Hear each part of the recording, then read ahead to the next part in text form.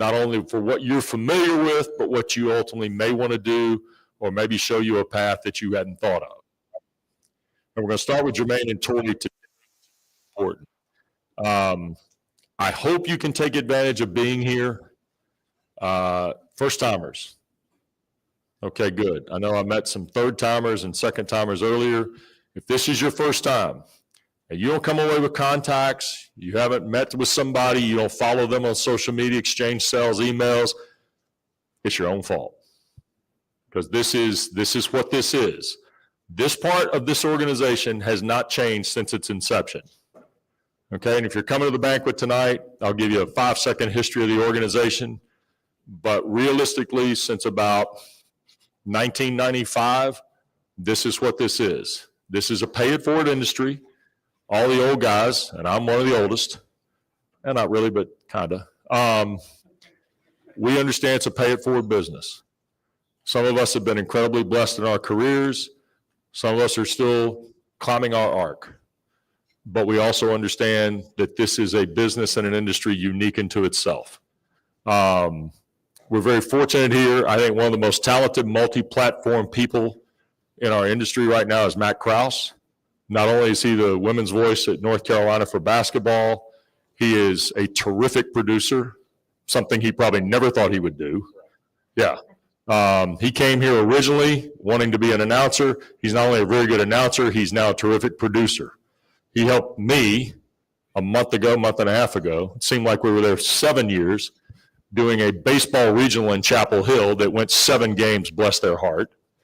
7 baseball games in 4 days at the collegiate level ought to get you an extra year of Social Security alone. And if Oklahoma made one more pitching change, I was leaving. They used 8 arms in 9 innings. Yeah, in the last game. And they were losing by 8 runs in the 6th. God love them. So anyway, ask questions today, interact with people, listen, take good notes, however you take notes, and enjoy yourself. And I hope you have a wonderful day. And appreciate you spending time and taking time to be a part of this. If there's things we can do and questions about the organization, I will share with you, Elon School of Communications, the Mighty Phoenix, is sponsoring the Convergence today. We are going to offer 4 Zooms over the next academic year, 2 in the fall and 2 in the spring, that are going to be led by NSMA members that will be advantageous to you as your academic curriculum unfolds next year. We're going to start in September. We'll have another one in November. We'll do the spring in February and in April.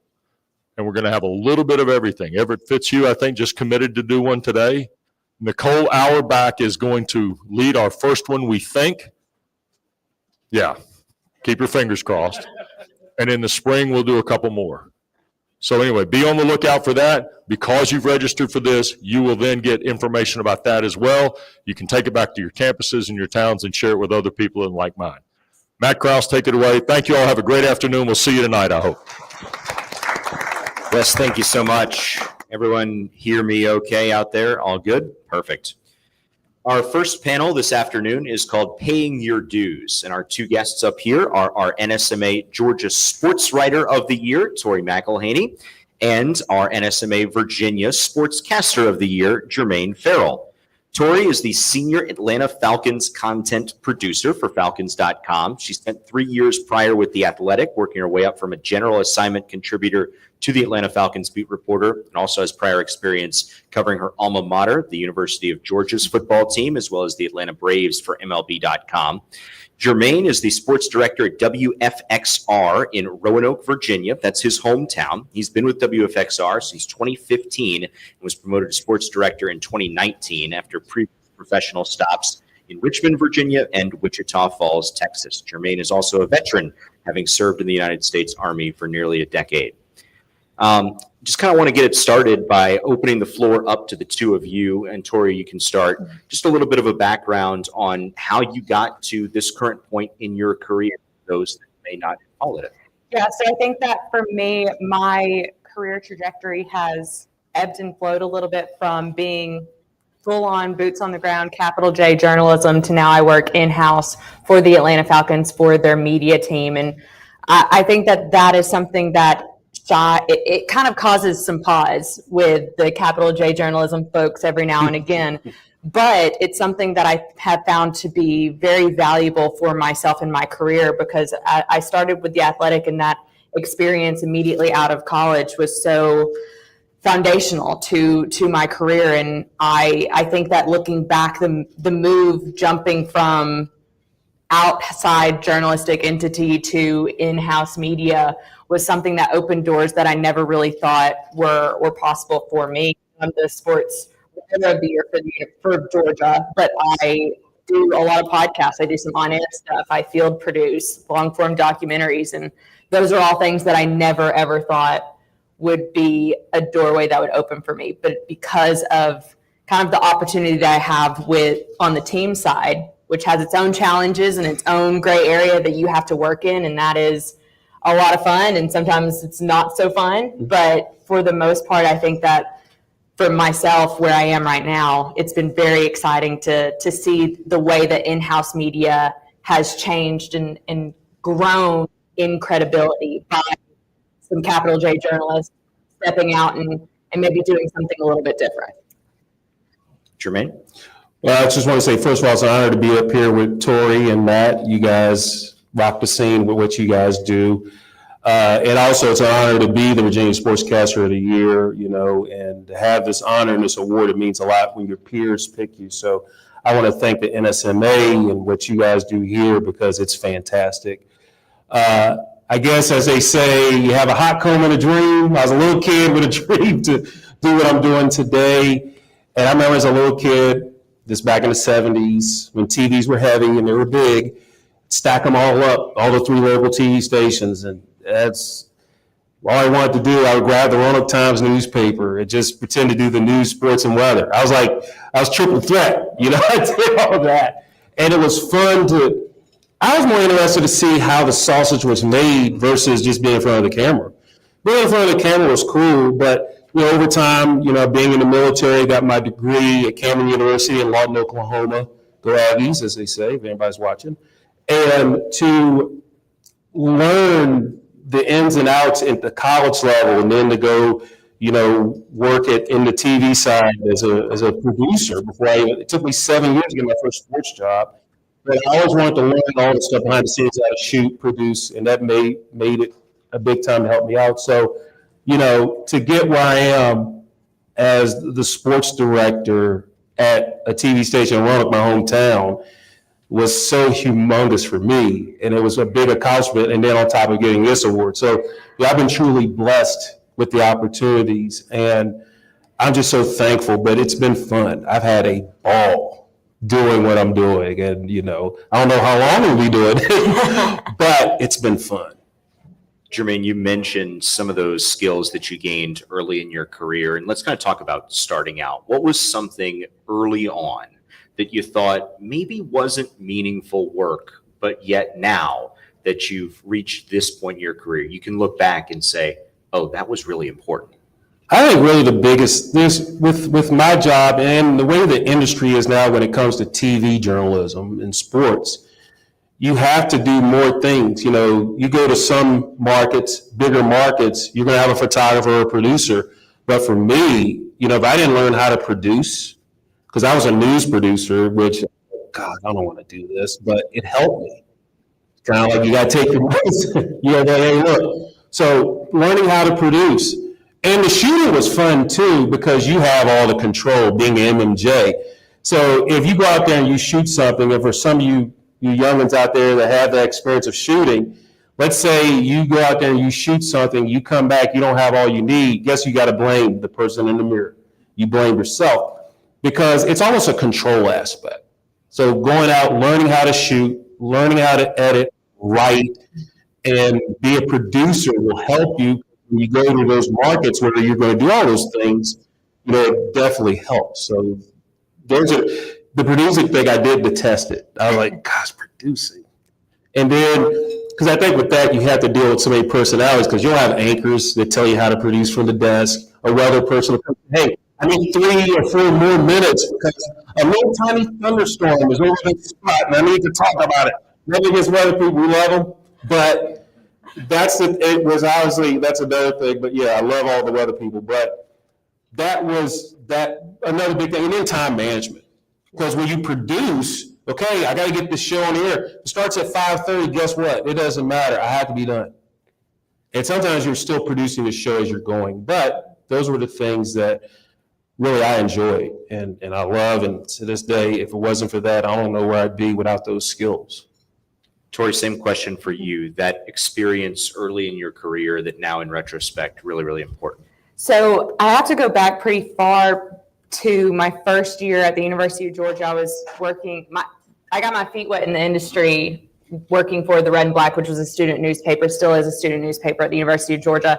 And my very first beat that I covered was Georgia volleyball. And at the time, I covered them for 3-ish months. I never saw them win a set, let alone a match. So how to cover a team that is not winning, you kind of know the situation potentially with the head coach is going to change at some point. You don't really know when that point is going to be. I think that honestly shaped me in a way that looking back, I remember in the moment being like, this freaking sucks. Like, no one's happy. No one wants to talk to me. No one wants any type of coverage because it's all not good coverage. It's negative coverage. And I remember that time being like, why am I doing this? Like, is this really something that I want to pursue? But now I'm, a decade into my career. I look back and it was like, that was such a formative time period for me to learn the people skills, to ask people the tough questions and to talk to people when they really don't want to be talked to or talked at. And I think it kind of added this like human element to the career and to the job. And I think that we all want to cover the things on the biggest stages. I had the opportunity to cover, while I was still in school, cover University of Georgia heading to the national championship. And it's like, that's all well and good and that's exciting, but there's only one national champion at the end of every year. Everyone else ends on a loss. Pretty much. And and there's coaching changes and there's learning new people and there's recruiting and all different stuff and change, especially now that I'm in the NFL, things are changing and rosters are turning so quickly that you really have to find ways to connect with people very early on in some of these like awkward moments and in awkward ways. And I think because very early on in my career, literally my first ever beat that I covered was very difficult and it was very awkward. I think that helped me learn how to navigate the business when things aren't sunshine, rainbows, and roses, because 9 times out of 10, it's not like that. You're very lucky if you get to cover a team that goes and wins a Super Bowl. But again, there's only one of those every single year. And I think that is something that when I look back at my career, the fact that that was the very first thing was very, I think, to where I am now. A line you said in that answer, Tori, was that we all want to cover the biggest events. That's why we're here. That's why we're in this business. And the topic of this panel is paying your dues. Mm-hmm. Do you feel like paying your dues is still relevant today? How does that look different compared to in the past? Yeah, I think it absolutely is still relevant. And I think relevancy is the main point, but it does look different now than potentially how it did when, even I was coming up 10 years ago. I think looking back, I was very much like, I want to be a writer. I don't want to be on camera. I don't want people to hear my voice because I have this very thick accent and I don't know how to say anything that ends in IGHT. So not right. I have to I can't be on camera. I can't do that. And I just want to write. I just want to interview people and watch film all day long and that be it.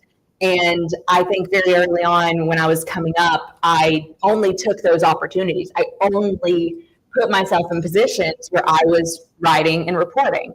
And once I got out of college and, I did some things here and there in college, like on camera and with some radio stuff. But for the most part, I was like, nope, beat reporter. That is what I'm going to do. I'm going to be writing all day, every day. And now here I am with the Falcons and kind of what I made mention to in the introductory, like I do a little bit of everything. And writing is maybe 25% of what I do day to day. And a lot of it is on camera stuff. A lot of it is podcast. A lot of it is radio. And I think the point of paying your dues being relevant, it's still relevant, but I think it matters to your point too of what you said earlier, what you're doing and how you're paying your dues and being very selective about, okay, how does this set me up to be the most well-rounded journalist I possibly can be? And I always tell people, like, say yes to everything within reason, because the say yes to everything, I know when I was in college and when I was a young professional, I literally said yes to everything, regardless if I felt like I wanted to, regardless of if I felt that it was maybe a good opportunity to do. I mean, I was going and covering high school. Instead of going to the bars in Athens, Georgia, I was going to high school football games and being like, all right, I'll see you guys later. And I forgot to kind of have fun. Like, I forgot to have fun in my, college years and when I was a young professional, because I was so worried about getting ahead. When in reality, I wish I would have been a bit more open to doing different opportunities and trying to have fun in different ways. And I think that's why I think like paying your dues is relevant, but it's not what it was potentially 20 years ago, and can have a more healthy way of looking at it. To be like, I can do a lot of different things and I can have fun while I'm doing it. And now if somebody asks you what position does Kyle Pitts play, you feel comfortable answering. Yes, right? Yes, he's a tight end. There you go. Jermaine, you talked about it in your bio. You were at WFXR since 2015. It took 4 years until you were promoted to sports director. And so a similar question. With you paying your dues, is that still relevant in your opinion? And how have you seen that evolve in your time in business? Well, I tell you what, I was talking to Tori outside, and I don't know if I mentioned this to you or to someone else, but it took me 7 years to get my first sports job. And I think it's a 3-level thing. There is starting to pay your dues, you're still paying your dues, and you've paid your dues. Now, the third part, that might be a tough thing, because if you're still striving for something, if you got your dream job already, you kind of probably paid your dues, but you're still working at improving your craft. When you start to pay your dues, and Tori mentioned this, you got to have that balance, because you can't say yes to every single thing, because some people feel like, well, if I would say yes to this, then someone else will take advantage. But I always felt that you have to do stuff that's going to be right for you, but also stand for everything. Like I said, I hated producing, but it helped me. And I think when you go out there and you do the best job you can, you start off. Paying your dues could mean, okay, I'll work on stuff to improve myself, but also another thing too is just having fun at it. I think you should never look at it as a job, because if it's a job, you feel like, oh, I got to do this. But I feel like in the positions that we're in this business, this industry, it's what we love and enjoy. It doesn't feel like a job. That hours long? Yes. Yeah. And we out there busting it. There might be a stretch, you might work 6 or 7 days a week, but you're enjoying it. And then you can kind of decompress and just say, wow, I did all that. But what we did at WFXR, and this was so neat, so in 2015, Nexstar purchased the station. And at that time, the NBC affiliate was doing the news for it. So we were a startup news product. So just think about this. You got stations at market that I grew up watching. They were doing news, started off in the 50s. So you're thinking about you have to catch up 60 years, And we had these news units, and people called them the Reading Rainbow mobiles. For you young people, look up what Reading Rainbow is. If you don't, there you go. LeVar Burton. Y'all heard of LeVar Burton, right? There you go. All right. Should have been the host of Jeopardy, I think. But anyway, I digress. We had these multicolored vehicles, and people were wondering, what is WFXR? So we roll out looking like a roll of lightsabers in these cars. Which I thought they were cool, but now our station vehicles are unmarked for good reasons. So we roll up, no one knows we're media unless we put a magnet on the side. So it took us time to develop that. So for the first 4 years, I was the weekend sports guy, and we had a lot of great people come through there. And then, I took a 6 months and worked in Richmond, which, it was a good place to work. And then when the opportunity to be a sports director back home, I took that. And I felt like in my career, I have paid enough dues for myself and probably everybody in this room. But it's fun and it's rewarding, it's satisfying. You've met a goal that you strive to achieve. I know some of you youngins out there, y'all want to be sideline reporters, you want to be sports anchors, you want to be writers or whatever. But basically the biggest thing I would say is enjoy the process. Don't think of, if you're going for one job, don't think about your next job yet. You're not there yet. Let's do what we got here. Let's take care of what we got here, and then the opportunities will come. Because we're going to get a lot of no's. And trust you and me, I've gotten a lot of no's. All you need is that one yes. You get the one yes, and you make it like it's your Super Bowl. And you cover a high school team, or heck, some middle school team, or a camp.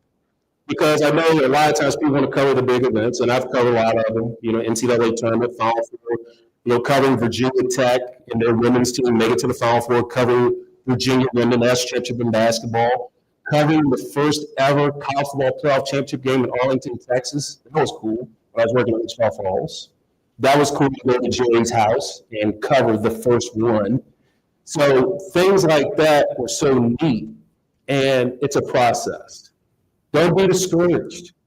I know you feel like, am I really doing what I need to be doing? And I tell everybody all the time, just take chances, put yourself out there. You guys are here, right? Don't be afraid to walk up to Mike Tirico. Don't be afraid to walk up to Toy T.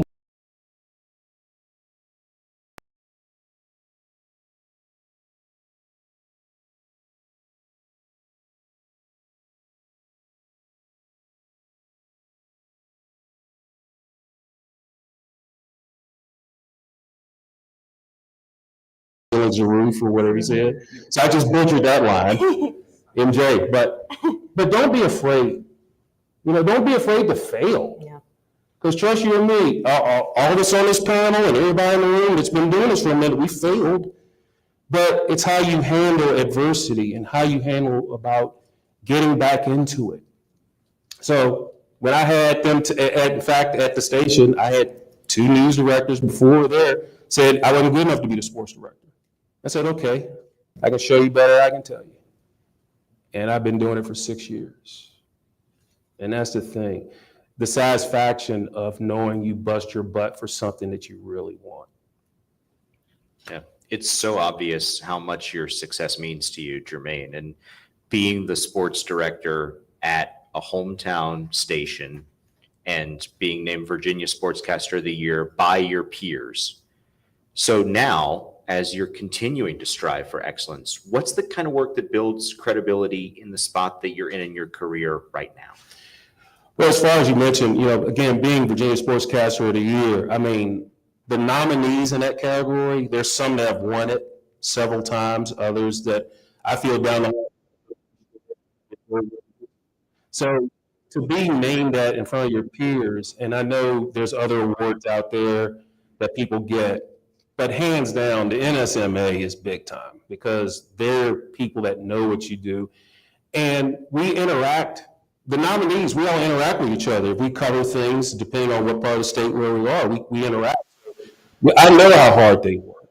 And I know that, hard work would pay off because to get where we were, it was a struggle. No one knew who we were. And to be at the hometown station, it helped me to reach out to other coaches. Heck, there were parents that wrote to me and said, I went to school with you, you're covering my kid. And that's the neat thing. Some of my buddies I went to school with, I'm covering their kid win a state championship. And they appreciate all the stuff that you put in. And you get out of it what you put into it. And so working is hard for me to get to where I am today. And I know down the line, the excellence, what I want to do is I want to continue to tell that story. The days of doing highlights on a sportscast, they're dwindling. We do it with our Friday Night Blitz show, but sharing that story with that kid. I could interview a professional athlete. They could care less what I'm doing. They could care less. But if you interview that high school kid, they will remember that for the rest of their life. They'll be like, well, thank you for taking the time to share my story. And I want them to be the most important person we talk to. So I think that's the fun thing. And when you guys go out there and you do your interviews with people, don't forget they are people. You don't have to do the I got you thing. You don't have to be like, oh, so you did this, you know? So we have to treat them like people, because that's what they are, you know? And sometimes, like, you'll have your list of questions, but guess what? They might answer a question, and you're like, wow, I didn't think about that. Because sometimes when you interview someone, they'll put it in perspective for you, you know? So, but the biggest thing is treat them like people, have fun with it. It's fun. We're having fun. We're here on a Monday at at a golf resort, talking about sports, talking about our lives. It doesn't get any better than this to me. I mean, so I'm thankful and I'm blessed to be up here. And, you know, being up here with Tori, which is a blessing, and Matt, because you guys rock the scene. Like I said, I'm not saying that to be silly. I seriously mean it. You know, follow your work, and y'all do a great job. So it's an honor to be up here with you guys, to be honest. Tori, you've gone from covering SEC volleyball where the Dogs aren't winning a set to Falcons Chiefs on Sunday Night Football. Yeah. And so now you're in this prestigious role. For you, what builds credibility in your current job? Yeah, so I think I just recently went through the hiring process to hire our editor on our staff. And I know when I'm looking at resumes, when I'm looking at getting to know people for jobs specifically, there are two main things that I felt like I looked at in that I think would help you guys. The first things first, if I'm just looking at a resume cover letter, looking at a variety of clips in coverage. So breaking news, you've covered breaking news. Game analysis, you've covered games. You have done player profiles. You have worked on feature stories. Whether that be in any form, that can be podcasts, that can be on camera, it can be the written word, whatever the case may be. If you have a variety of offerings as a reporter, I put a lot of value into that. You're not a one-trick pony. You have so many things that you can offer. A big part of our jobs are always being flexible. And so when you can show me that you have done a bit of everything, that shows a flexibility that I'm like, okay, if we're covering practice and I'm doing the practice report that day and I need someone to go do a radio hit, I know I can be like, hey, go do that real quick. Come back. You can write a story on one of the receivers. You know, like being able to have that flexibility and that body of work is something I know I personally look for in the hiring process and when it comes to like paying your dues. And then the second piece of it, and I do think this is important, and it's funny because I used to hate this word, but networking is important. I am kind of an introvert by nature. I know probably talking to me right now, you'd be like, no way, she's not an extrovert or not an introvert. But I really had to work on being able to like put myself out there and get to know people and network and so people could recognize my name and face. But that actually went a long way, and where I am currently right now, I can vividly see a trajectory from where I was as an 18, 19-year-old student at the University of Georgia and where I am at 29 working for the Falcons. It was, you know, my professor in the sports media certificate program at the University of Georgia introduced me to Daniel Shirley, who was the editor of Dog Nation, AJC, and Fox Media Group. I worked with them, and then 2 years after that, I graduated. I'm with MLB.com, and they call me, hey, the Athletics coming to Atlanta. Would you want to be a general assignment reporter? Yes, I would. I would love to do that. Put me wherever you need me.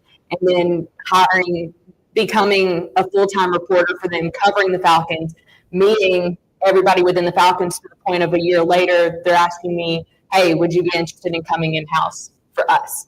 So there is a very distinct and obvious line of people I knew and made connections with, kind of helping me to facilitate my own career and move me forward. And I always say, like, if you are passionate and good and you care about what you do, you'll go far. I say, like, good people, good reporters, hard workers are actually really hard to find. And that's always a way that you get a leg up. You know, I played sports my whole entire life growing up. And one thing my dad told me, he was like, which is fun, it's a funny story, but like he once told me, he was like, you're never going to out athlete anybody. I was an okay athlete, wasn't great by any means or any exaggeration. So he was like, you're never going to out athlete somebody, but you can outsmart and outwork a lot of people.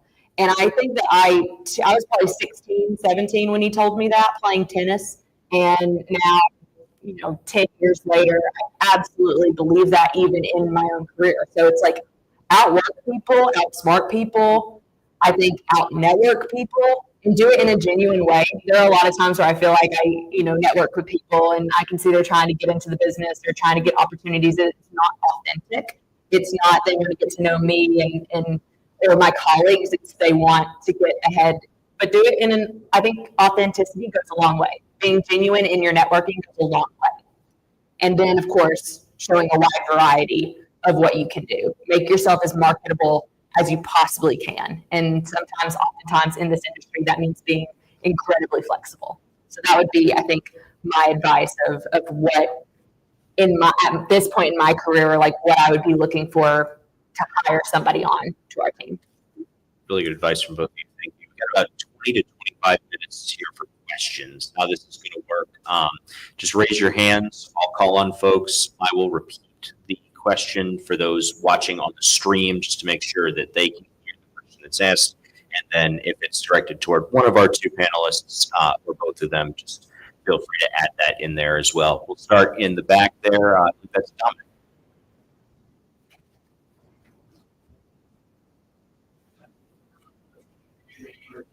And I've noticed that for entering both started in different ways. I think both paid for dues towards the or all the buying things very away or training had really hard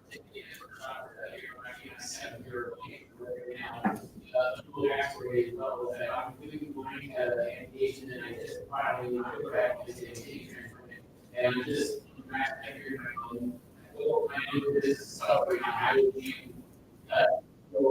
someone is disabled, trying to get into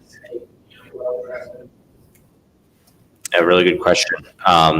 Dominic asked just about kind of perseverance and taking 7 years, as you mentioned, Jermaine, to find that opportunity in sports, and just some advice for someone that may be really hunting out there. I think the biggest thing is just don't give up. Don't let your passion. I know it's hard. You're out there and you're trying to grind. Like I said, it took me 7 years to get there. And my dad had a saying, a winner never quits and a quitter never wins. So that stayed with me in my entire life. So if I want something, and in your case, thanks for you saying thank you for my service. I appreciate that. But I just think you still got to push. I think there's a place for anyone. It doesn't matter if you have a disability or your gender, or your race, or whatever. There's a place for everybody.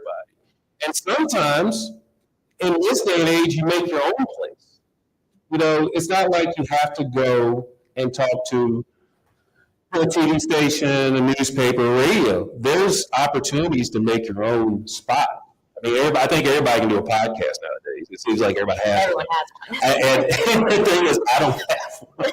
Maybe I should, But I think sometimes you just got to make your own way.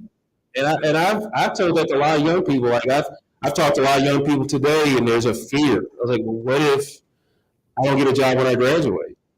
I said, but what if you do get a job when you graduate? I'm a glass half full guy. I don't ever look at the negative. Yeah, this could happen, but this could happen. So always keep fighting, keep battling. And yes, like I said, you're going to have a bunch of no's, but you're going to have a yes.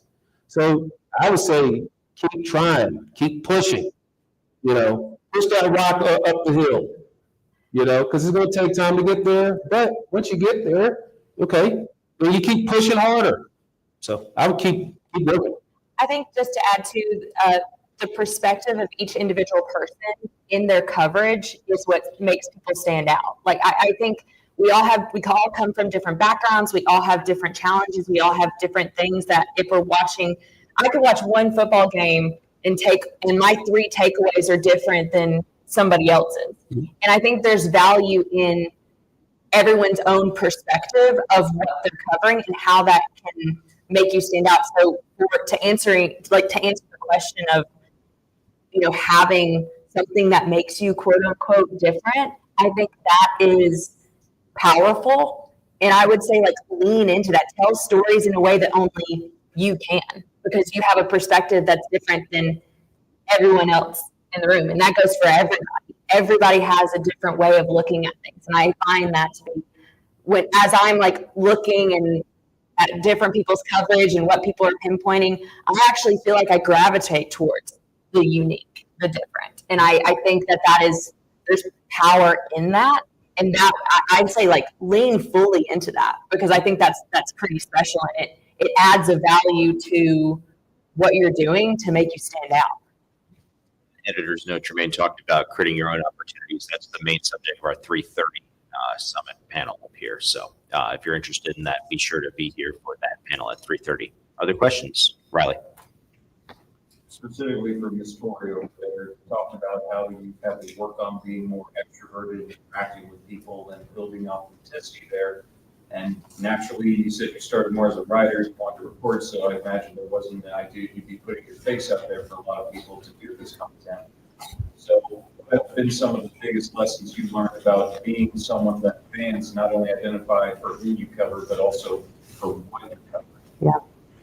Yeah, the question was about kind of finding your identity and being able to be comfortable putting yourself out there. Yeah, it's not easy. I think that I was very anti putting myself on camera, anti putting myself on podcast, because also I wanted people to look at what I was doing and the points that I was making and not think about my gender or, the lack of football that I've played in my life. And I think that that's oftentimes what I get is, instead of people being like, oh, she made such a good point about X, Y, or Z, about the game or about scheme decisions or whatever the case may be, it's, oh, she was wearing this, or she looked like this, or she said it in a weird way. I don't like her voice. I think that was always my biggest fear about it. And that was why I was so trepidatious about putting myself in these new avenues and in these new ways. But I think that the thing that made me the most comfortable was actually having people in my corner who were pouring into me in those ways. I do a show for Fox 5 in Atlanta with Kelly Price, and it's called Rise Up Tonight, and it's a Falcon-centric show. It's, every Friday during the season. And she had to ask me 3 times to do that show with her, because I just was like, nope, I do not want to be on camera. Do not stick a camera in my face. I do not want that. And she had asked me 3 times, and on the 3rd time, she finally was just like, just do it. Do it for a year. If you don't want to continue doing it after a year, then I'll find something else. We'll do something else. And I did it for a year, and I've now been doing it for 3 years, because I think she was so supportive. And even Wes, when he was up here earlier, he's always been such a big supporter of mine and a big person in my corner for that kind of stuff. I would send him clips, or he would watch the show, and I'd be like, okay, what'd you think? And he's like, time things out in your head. He was like, know how long it takes you to say something in 30 seconds. And I think those little things helped me feel more confident, because unfortunately, it is all about reps. The more you do it, the more comfortable you get. I remember the first stand-ups that I did for that show, the first couple shows that I did, I literally told Kelly, don't put them on the internet. Those are so bad. Don't put them anywhere. I don't want to see them. And now I feel like it's kind of become second nature, and I do feel more comfortable. So yeah, for lack of a better, I wish I had a better answer than just it's the reps. And it's just doing it, and it's continuing to put yourself out there, and knowing that you're going to make mistakes and you're going to mess up. We, unfortunately, as journalists, have to mess up in front of thousands and thousands of people. Whereas I have a friend who's an accountant, and they're like, oh, if I miss a number, I just the only person that sees it is my manager. And that's it. But if I say something wrong, if I get a stat wrong, it's 20,000 people being like, she's an idiot. And I think that, always understand that perspective of it too. that you're going to mess up, and messing up's okay, even though people think like that it's the end of the world. Not the end of the world. We're going to mess up. We're learning. And I think just being open to that, open to playing around and finding your voice. I'm still actively, like, I'm doing some coaching for podcasting because I'm still trying to find what my voice is and what my lane is. So it's a constant evolution, and some days are going to be better than others. There are some shows that we do that I'm like, God, that was awful. And then there are other shows where I'm like, let's put that up for the Emmys. Like, so that would be my advice. But I appreciate that question because it was something that I've had to work really hard at. Right here in front of the end. I'm Michael Cartwright. I just graduated from A&T, and I'm an incoming law student. I want to do sports agency. With conversing with a lot of the sportscasters here, there is times when we have a waiting period, especially for the entry level in the media world. So what would you say was your waiting period? What did you do, and how did that waiting period? Interesting question there. He asked about the waiting period, trying to get a job in the sports world. How each of you handled that. Jermaine, we'll start with you. I tell you, it is nerve wracking because you almost there's the big question is, do you call the news director and say, hey, did you get my reel? What do you think? And I learned this when I was in the military, like a little kid. Christmas is coming December 25th. It's not going to come any faster. So you just got to hope and pray. And usually there's not a timetable. I can tell you this, you're just hoping and, praying, like, gosh, am I going to get it? Because you almost have to set yourself up. Okay, if I don't get it, is my life going to end? No. The sun's going to rise. The birds are going to be chirping, and there you go. But the anxiousness is always going to be there. So what I would always do is I try to take my mind off of it. When I was waiting and looking for those opportunities, some of those opportunities you'll get a call and they'll say, hey, we're going to, the word I hate, we're going in a different direction, which is just say I didn't get it. You don't even got to add that to it. But just say, hey, you're not our person. I feel like I could take that better than we're looking to go in another direction. So all the hiring people, just put that out of your vocabulary. You don't even say it, just say, hey, we're going with this person. But I think just the waiting is hard. And it's really, patience is a virtue. Like in the Army, when I was in the Army, I had to learn about patience. That's what you learn. So it's a hurry up and wait thing. And you just take it as if you don't get it, okay, life goes on. If you do get it, hallelujah. Let's have a party. But if you don't, again, just, Tori mentioned this and Matt too, but you just sometimes you have to put yourself out there.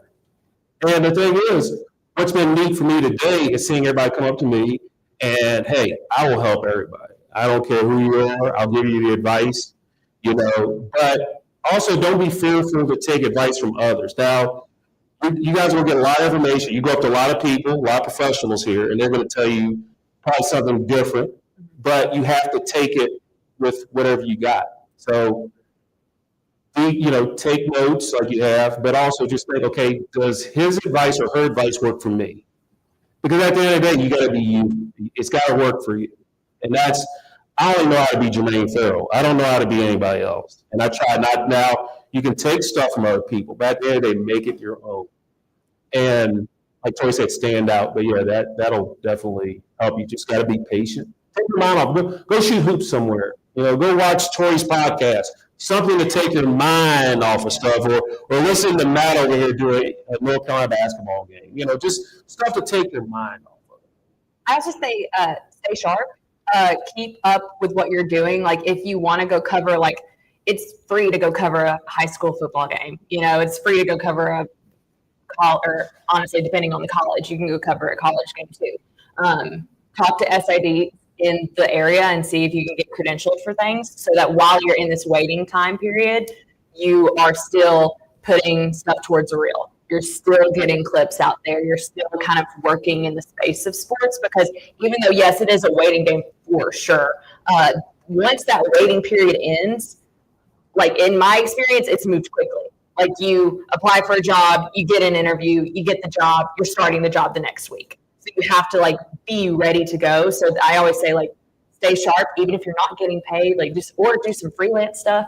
some contract work, just kind of remain in the loop of things. And sometimes when you're doing freelance and contract stuff, opportunities may arise just because you're doing those too.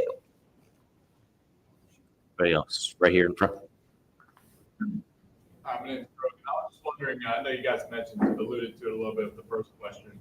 When you're talking about the hiring process and the variety of clips with reporting, and how much do you weigh in individual stuff that you do on your own instead of just setting up a camera in your own room reporting, opposed to being on the accredited network, or how do you really just look at that and break that down? Question was about when working in the hiring process, the balance between essentially work created on your own versus work that you're bringing to the table from a previously established accredited media outlet. Tori, you can start us off. Yeah, I think that it's all about the value of the product. If someone, has been doing an internship with an accredited space, but they don't have anything to really show for it, but someone who's working kind of in an independent blog scenario, or has built something up on their own on social media, and they can kind of show me quality in that. As long as there's quality, I'm willing to look at anything, and I'm willing to kind of see what someone's got, because I think and I think now, especially because like working for the Falcons and working in-house for a digital media team, I've been way more open to different backgrounds, and I think journalism and media and this overall industry is changing to the point of like, we all have I don't have my phone on me, but we all have our phones on us. We can go and do a stand-up anytime we want to.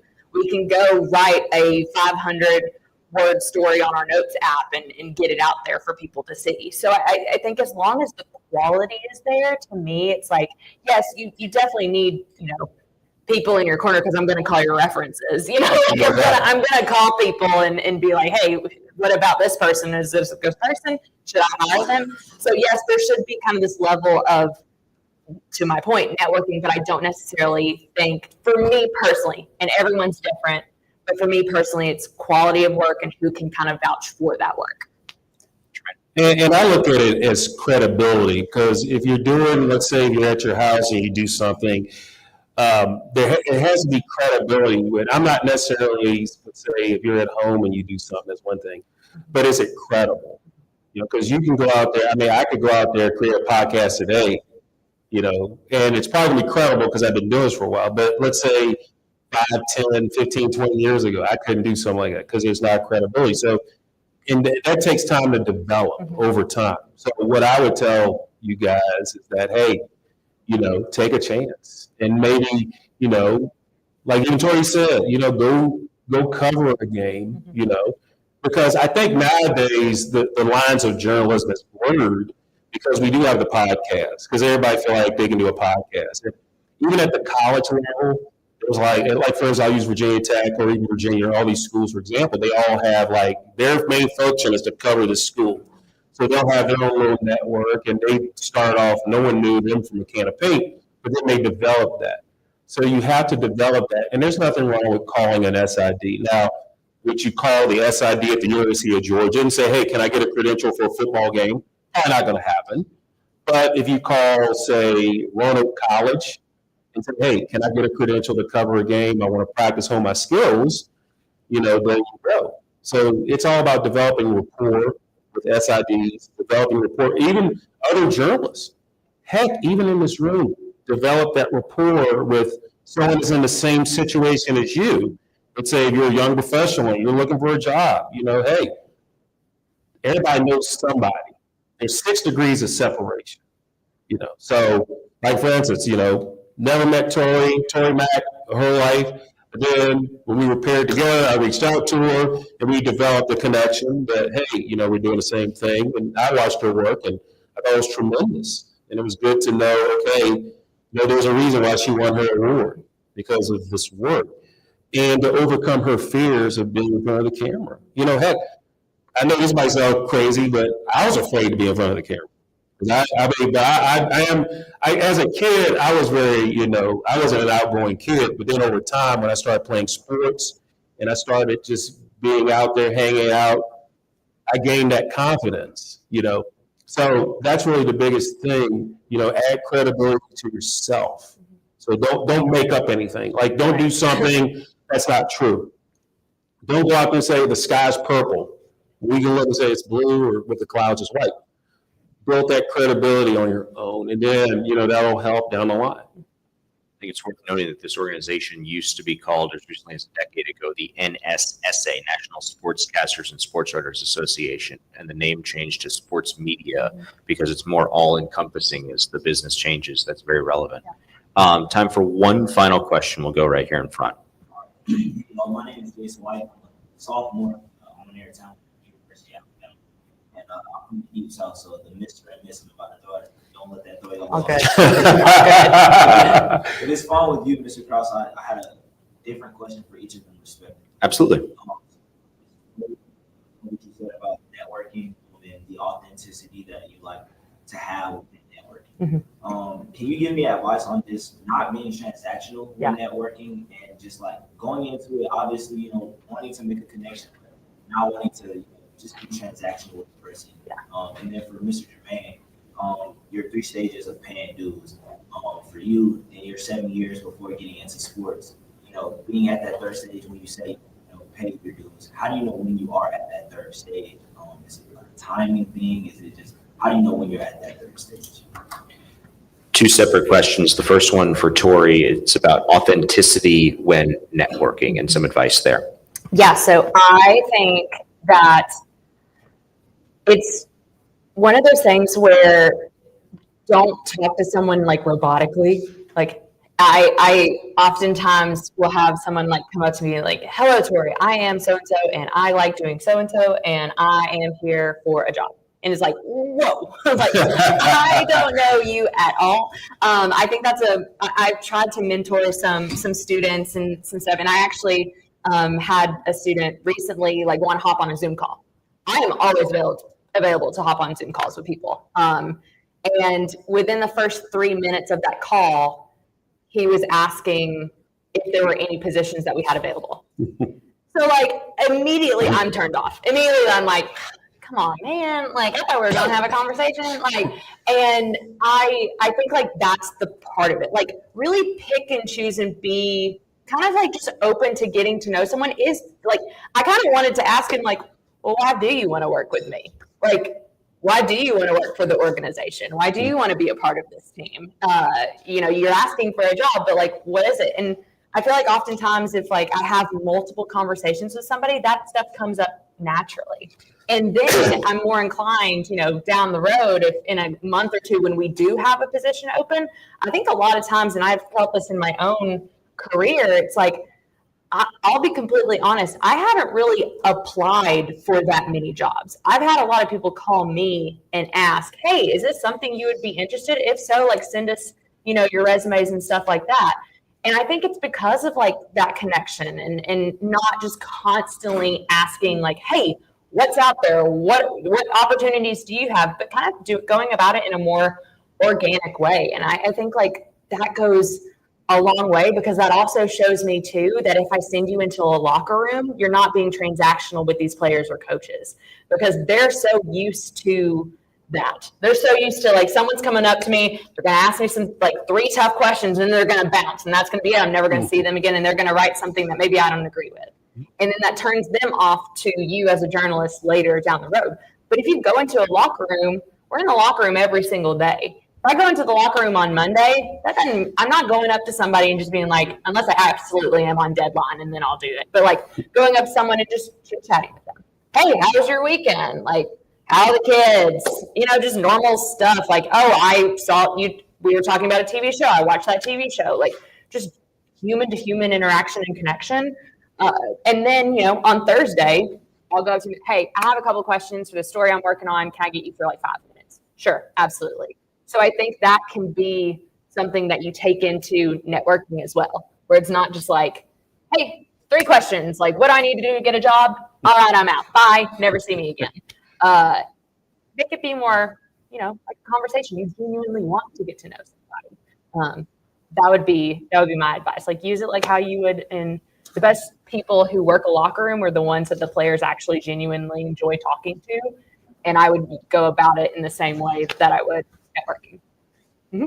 Last question was for Jermaine, and it was about, you mentioned 3 stages of paying your dues. Mhm. When did you know you were on that 3rd stage? I will say this, and this is something that Tori said just now. When you get a point in your career where people are asking for you, that's kind of where you've hit the mark. Because yeah, you're chasing and chasing, but if you build up a good reputation and rapport, it was like, hey Tori, is this something you'd be interested in? You know, Matt, is this something you'd be interested in? And that's big time. It takes time to get there. It wasn't like overnight you get it. But when I look at the paying your dues, like I said, when you start off doing it, that's one level. But then when you're still paying it, because more times than not, if you're still paying your dues, you're striving for something else or something bigger. But when you've paid your dues, you pretty much met your ultimate goal. So let's say if your goal is to work for a major school, like you're down in Alabama. Let's say your goal, hey, I want to do something in Alabama. You've met your goal. So you've kind of paid your dues, but that doesn't mean you still don't work on your craft. Because just because you get to the mountaintop, there's people behind you that want to knock you off too.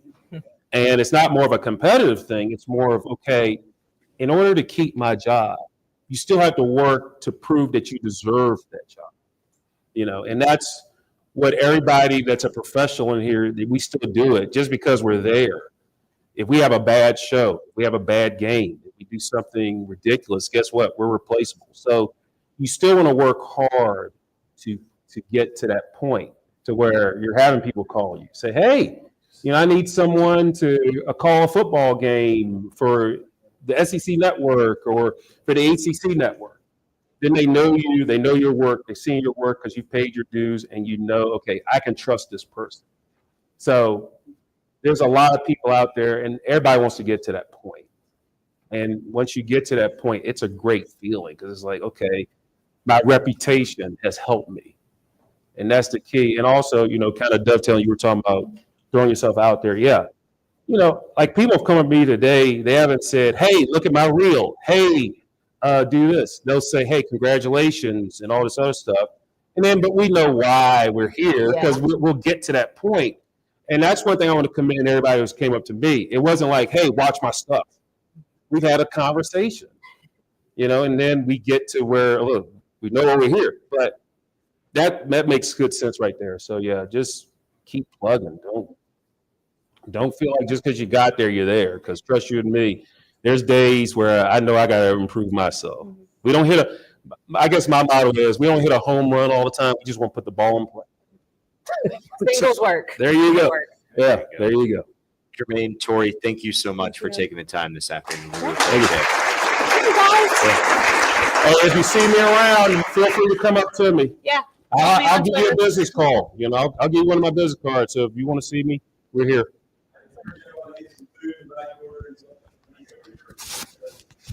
Thank you. Voting workshop with Dan Shaughnessy and Ken Rosenthal.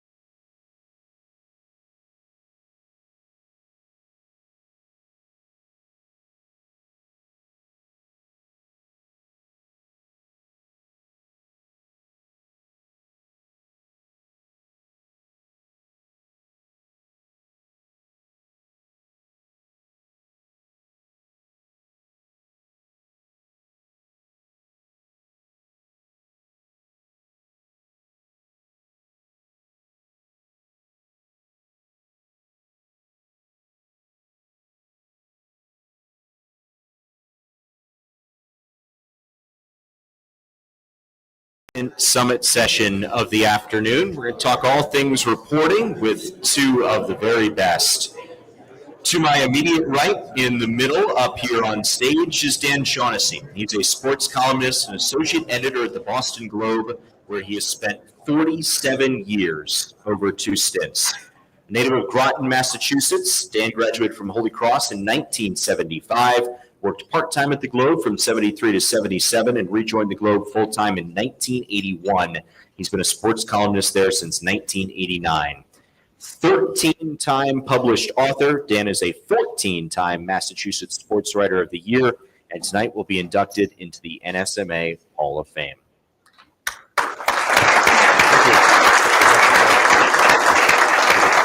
On the far right side of the stage, from my perspective, is the tie, Ken Rosenthal, the 2024 NSMA National Sports Writer of the Year, also well known for his work as the dugout reporter on Fox Sports' Major League Baseball coverage.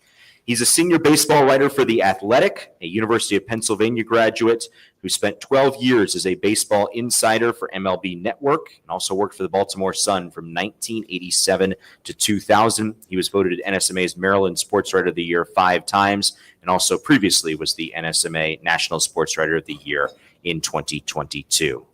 Ken, I want to open it up starting with you. This panel is about reporting. What is the value of great reporting? Well, the value of great reporting is simply telling people something they don't know. And I remember when I started the sporting news, and it was like the year 2000, there was a big sign in the newsroom that said, tell us something or tell me something I don't know. And good reporting leads to all kinds of things, leads to great storytelling, leads to important breaks on news. It's the heart and the foundation of everything we do. Now, Dan's a columnist now, but he's still a great reporter, and he's always been that way. So I don't even know how you can put a value on it or anything like that. It's just the foundation of journalism. Dan, some question for you. Well, it's we have so many young people here today, and when I get approached by young people, I'm so old, what can you tell them now? I don't know. Geez, I can't operate any of the stuff you can operate. So, but what I do tell them is get out of the dorm. Get out of the house, get out of the apartment, go report. Tell me something I don't already know. Don't piggyback off everybody else's reporting. Do your own reporting. So if you want to get a job at the Boston Globe, it's okay. Just tell me about Bentley basketball or Fordham baseball. Just whatever's around you, go out and report it. And it's not in the dorm room. It's not in the apartment. It's not with your friends. It's go talk to primary sources. Something and tell us about that. Show us that you can do that. Because when you get to whatever level you're going to get to, that's what we're going to rely on you for. And all the talk radio, wits or whatever for a better word, different levels, but there's a lot of people behind microphones doing sports talk radio who've never reported. It drives me crazy, and they get their content on the backs of people who report. And do some mocking of this in the process, and also liberating to rip the athletes and rip everybody else, but they've never left the studio. And they really can't tell me anything that I don't already know. We all have opinions. That's what talk radio is for. Anyway, report, get out of the apartment. Yeah, along the same lines, once in a while, a young person will come up to me or one of their parents, and parent will say, my son or daughter, he or she, they read a great blog. And I'm like, okay. But like Dan said, everybody can do that. Reporting is a unique skill all its own. And it comes from building relationships with people, as Dan said, talking with people, and always being curious. That's the key to it. How'd you learn to report, Ken? You just learn over the years. And I'll just give you my baseball example because I started at small newspapers and worked my way up. But I was a columnist at the Baltimore Sun. And at that point, I was still doing a lot of baseball because Baltimore had just gotten football. This was 1996, a little after that. And the reason I could go to sporting news as a national baseball writer was because the Orioles had fired all these people who were all over baseball that I knew. And that was my network. So you have to have, at some point, the ability to build relationships with people who will maybe help you along, tell you things that can lead to stories and keep going. Dan, how do you go about that, building those relationships and building that network? Well, we're both baseball guys. We sort of came to it. I mean, I covered the Celtics for 4 years as the beat guy. You know, we've all done everything, but baseball is what got us going. And the old guys told me what to do when I was the young guy. And one of the great ones, and Kenny did this in Baltimore because he was one of the young guys. But, you know, the old guys would tell you, you're covering your team, you're covering the Orioles. Okay, go to the other side. Go talk to the Tigers manager when they're in town. See who's available for them. Talk to them about your team. You learn more about, well, you learn a lot about your team in the other room talking about your team. And no one does that anymore. I mean, No. if you look at, I mean, newspapers, whatever you want, people who cover teams, they just cover their team. I don't know whether it's they're afraid they'll miss something or, you know, but if you spend a little time across the way in the other room, you can learn a lot about your team and other stuff. It's really valuable. I see that going away. Again, you're going to get a lot of old bastard talk up here today from, you know, about the way things used to be and all that stuff. So, you know, strap yourselves in. But that's one that's really fundamental in my view. Dan, you mentioned that folks nowadays may only focus on covering their team. Ken, there's 30 major league teams, and you've got your pulse on all 30 of them. How do you do that? Well, that's my job. So I don't cover one team. I have to cover all 30 of them. And I read a lot and talk to a lot of different people. And one thing I'll add to what Dan was saying, and it's a great point about talking to the other team, but the more people you talk to in general for any story, the better off you're going to be. And people always will say, you make that one extra phone call. Dan, I know that this is the case for you too. There are times when you make that one extra phone call when that call is the gold. That's the one that gets you where you need to be. So for me, I have to read each day basically something about each team. And then I'm on the phone talking to different people, asking different questions, people from all different teams. And Dan's right. Sometimes the best information about a particular team comes from another team. Dan, in your experience being a Boston guy, what enabled you to build those relationships to look at the Red Sox from the other room? You know, it's just being around. I mean, because I didn't build a lot of great relationships because they either don't like me or they don't trust you. You know, I was never like aiming to become friends with the people I was covering. I achieved that goal. You know, but that was to me a trade-off. I'm not going to protect you because you're my friend.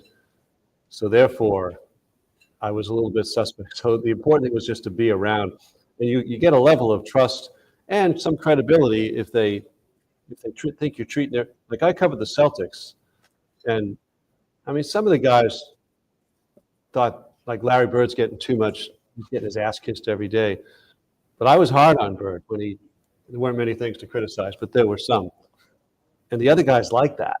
So the fact that I wasn't, you know, cozying up to Bird, I think you went through that with Cal. Yes. You know, and so don't cozy up to the superstar because the other guys aren't going to respect you for that. So if you treat everybody the same, badly, whatever you want to call it, but I think there's some guys will notice that and respect that.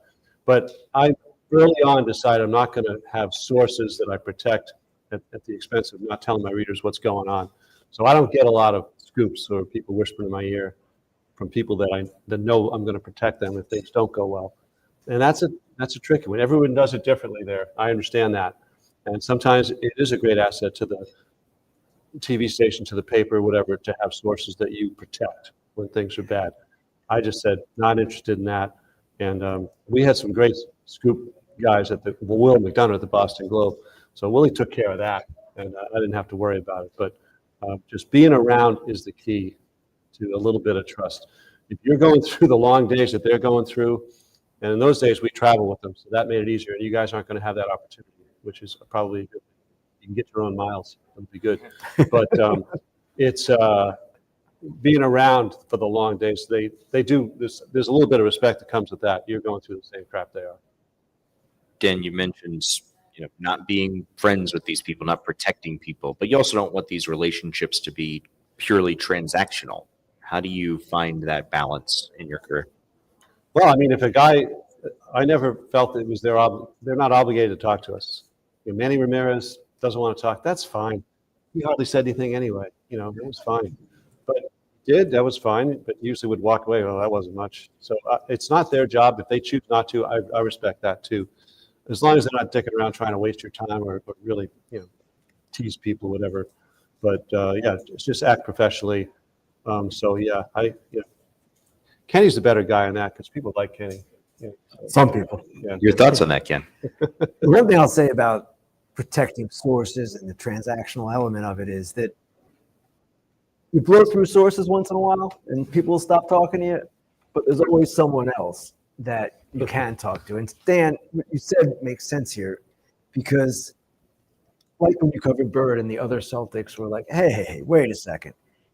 There's always somebody who has a different point of view who may be more willing to talk to you because you were honest enough to do your job properly. And in today's age, when there is so much emphasis on X, Twitter, and being first to a transaction, a lot of that is because people make deals that they shouldn't be making. If not, I'm not talking about deals like financially, but in their heads, relationship kind of deals and protecting people. And that's not the job. The job is to tell people what's going on. And in this day and age, too, last few years, obviously I did a lot on Twitter and have done a lot on Twitter, and I'm sure will still do a lot on Twitter. But I've emphasized it less because, one, you can't win. Win by 2 minutes. I don't think that's a win. Yeah. I don't think that's great reporting. And two, to get to that break, it requires you to make compromises that you shouldn't be making. And if it costs me, it costs me.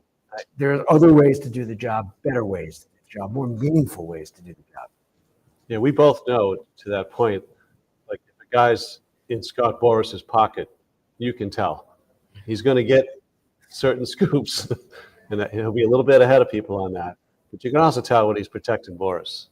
Yeah. It's like, so which is it? You can't do both, and that's a choice. Want to open it up to the room for questions. Feel free to raise your hands. I'll call on you, and then I will repeat the question for those who are viewing on the live stream just to make sure that they know what is being asked. And if you want to direct your question in particular to either of our two panelists, please let me know there. We'll start with Chuck. What do you think of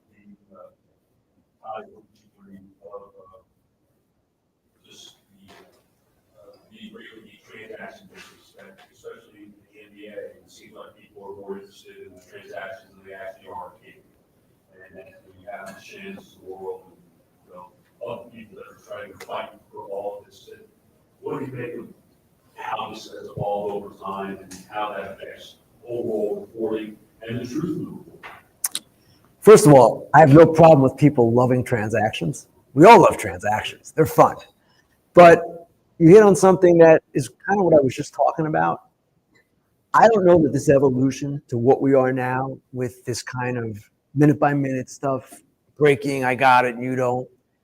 I don't know that that's healthy in the overall scheme of things. It's certainly valuable in its own way. I'm not dismissing it in any sense at all. But could you be doing a more meaningful story that is not along those lines if you weren't making the choices you were making to get that story? And I'm not saying that all those stories break for nefarious reasons. I get some on my own, and hopefully it's not nefarious.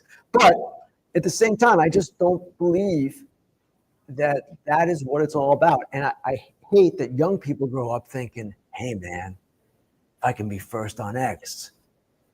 Yeah, great. But what else you got? And to me, there's been something lost in all this. And when Twitter first started and this kind of thing first started, there was value in it because people couldn't catch up as quickly. And now my goal is to write stories that no one can have in 2 minutes. It's a modest goal in some ways, but it's, to me, there's more valuable to the place that employs me than doing something on Twitter, which I may end up doing anyway, but to me, that's not what it's about. Down in front on the left. And I remember you were on the ground floor of the Athletic, and Dan, you were writing forever.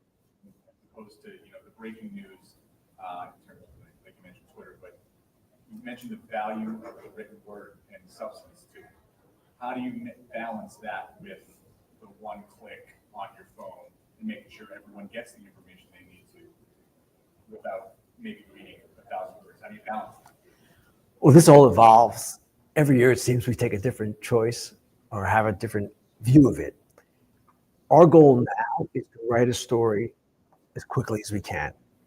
It used to be X, Twitter, but now if I can have a story ready, I don't know, 10 minutes after something happens, maybe because I've been working on it already, but might not have the break, that is more value to the Athletic, a lot more value than something on X.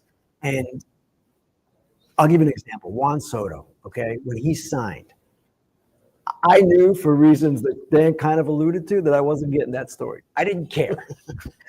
But I had columns written on whether he signed with the Mets or Yankees. And both of them ready to go because it was something was going to happen. We knew that. That had more value to us in the end. Continuing the question about the value of the written word versus just reactions on social. Dan, your thoughts on that? Well, for me, it's all the former because, I mean, the only thing like Ken being prepared with written words, yeah, that's great. And that's the value of doing the legwork and being prepared and being familiar with the situation so it doesn't catch you off guard. So if you're doing the kind of work he's doing, I mean, 10 minutes is fine. And longer is fine. I mean, when Devers got traded to the Red Sox 2 weeks ago, Sunday, whatever that is now, Kenny had one of the first things that was sort of in depth. It was good, and he had been around Boston that weekend because the Yanks were in town, and that's what I look for. I don't give a crap who had it first, or it just doesn't matter to me. I don't know that the average fan cares. Yeah, it's internal the competition, but that to me is I have no interest in that. But being able, I was home. It was Sunday night, and I have young fan readers who will text me and say, "Hey, Devers got traded." I'm like, "Where'd you hear that?" And it's just a reader. It's just a reader, and a son of a friend of mine, a young person. I'm like, and he says Passan. Now I know it's true because Jeff Passan had that, so it's going to be true. I'm like, he really did get traded. Sunday night, it's like 7:30. I think I'm in for the night watching stupid streaming shows. But now Devers just got traded. This is huge in Boston. But I'm around it so much, and I've been around it, so I can go downstairs in an hour and a half in my case. Really, not 10 minutes, sorry. I'm not ever writing something in 10 minutes, and this guy's really fast. But so I can have something lucid, hopefully, that'll hold up for a day and a half, because it's going to be online by 9:30 Sunday night. It'll be in Monday's print, and people's, late Monday still be picking up the old newspaper, whatever. And it's so you need to be aware it's going to be out there. The shelf life of that's longer than usual because it happened at 7:30 Sunday night, and away we go. So there is value. My old boss is here, Joe Sullivan from the Boston Globe. So I'm fast, right, Joe? Very fast. See, and that's I think the story, the column you wrote that that it was accumulated reporting that led to that column. That you always said when people ask you how long did it take you to get that. right, 71 years. That's how long it took. So when Theo resigned, and I'll try to narrow this down, but so Theo Epstein was general manager of the Red Sox, won the World Series. He was 28 years old. They won the World Series in 2004, and it was a big deal. So he was man of the year in Boston. I mean, he was like cover of everything. And then 2 years forward, his contract was up. There was distrust with his mentor, Larry Lucchino, who has since passed away. And he knows all about Larry. And there would always be distrust around Larry because that's just the way things work. And Theo thought Larry was trying to hurt Theo through me.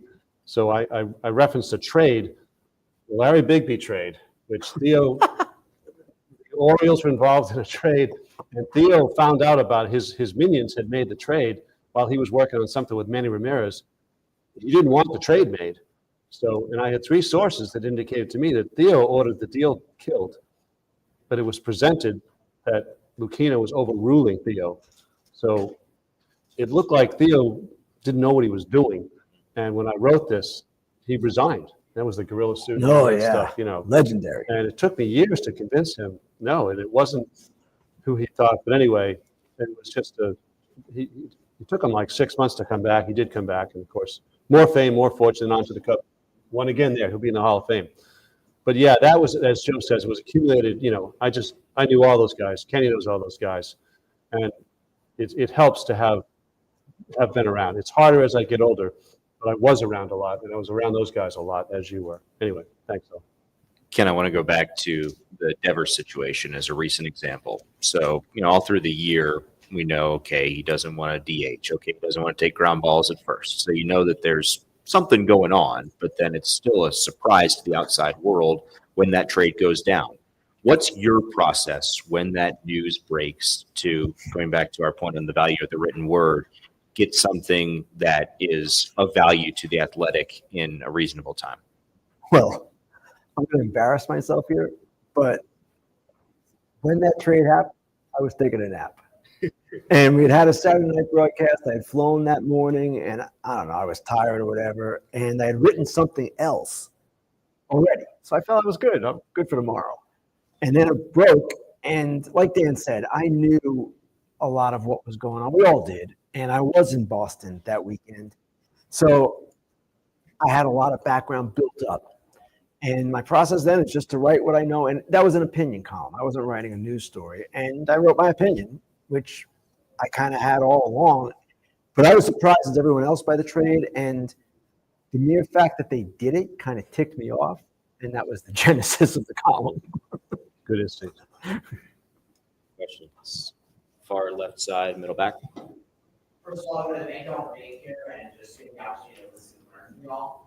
I want to talk about building credibility in reporting, especially as someone young as myself. How can we build our credibility in being a reporter like y'all with such high standing at a young age? By doing it right, and by treating people respectfully and earning your respect little by little. And I'll give you an example from baseball because it's really all I know. But when I first started, I was working or competing with Tim Kirkjian and Richard Justice, who then, and Tim still now, two of the best baseball people in the country. And I saw what they did, and they would talk to players not just about what they needed.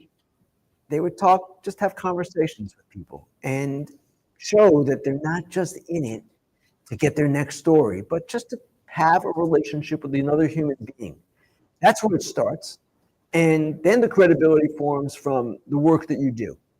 And if players perceive, or managers, or front office, whoever, perceive that you're going about it honestly, even if they disagree with what you're writing, all right, you're going to piss people off. And Dan knows this better than anyone. But at the same time, there's a grudging respect that forms. Not with everybody. Some people are just going to get pissed off and hate you, whatever. But to me, there's like a guiding light you have to follow. And that's the integrity, whatever you want to call it, in your work. And that's what does it. That and just building those relationships, and not just transactional relationships. Real, like, hey, how you doing today? Simple as that. Dan, how about you building credibility from a young He age? said it all there.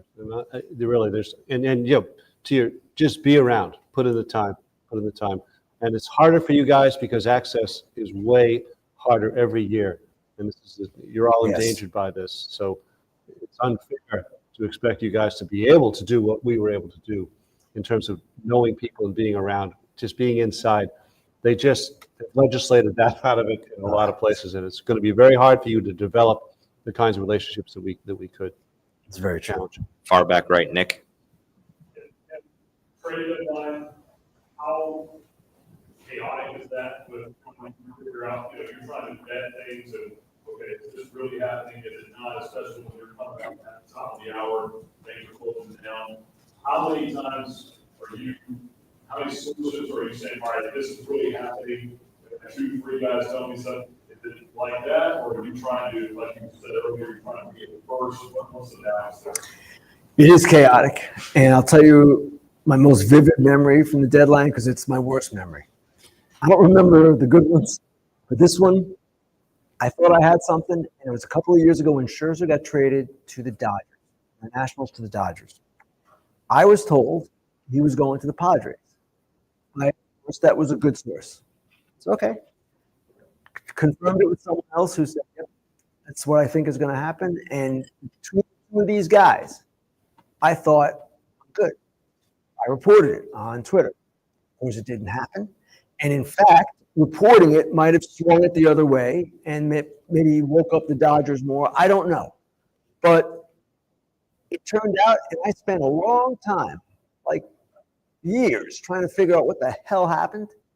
I figured it out, and it turned out I got played by the first guy, and the second guy didn't.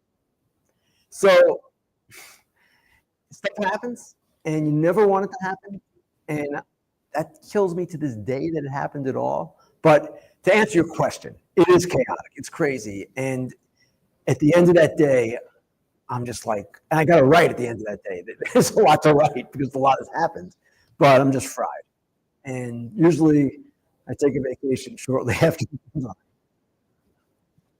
Back on the right side, Dominic.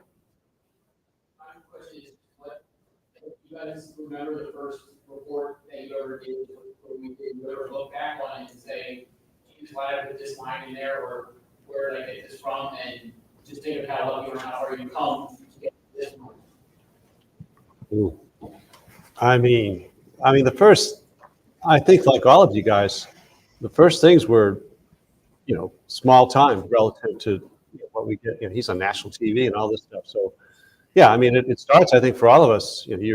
My first story I was at college at Holy Cross, and they put me on the freshman football team, and I'm pretty sure I wrote that they were in a rebuilding year.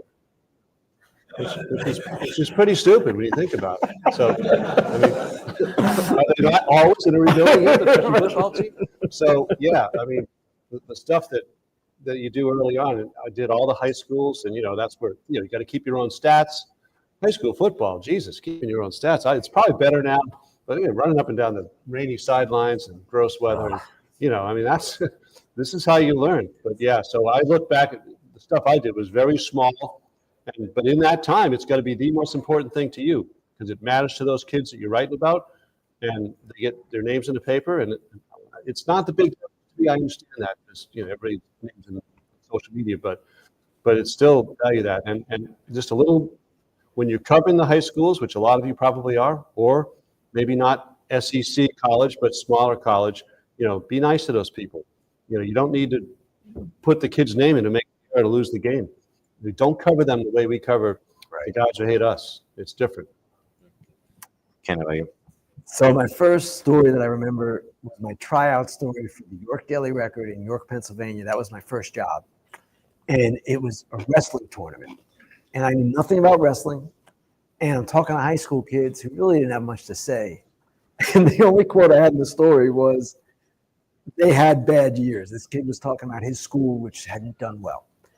And I said, he said, bad years. And I remember the woman I was dating at the time, she was just making fun of this. She was like, that's the quote you got? He said bad years? But yeah, that's all I had. And then to speak to what Dan was talking about, covering some of the high school stuff, or in my case, American Legion baseball. In my first job in York, I did a story on some game that took place. It was an American Legion game. I must have gotten 10 names wrong. And the sports editor is screaming at me and saying, you have one job when you cover these games, is just to get the names right. That's all you have to do. Anything else doesn't matter. It was a pretty valuable lesson. Learned the hard way.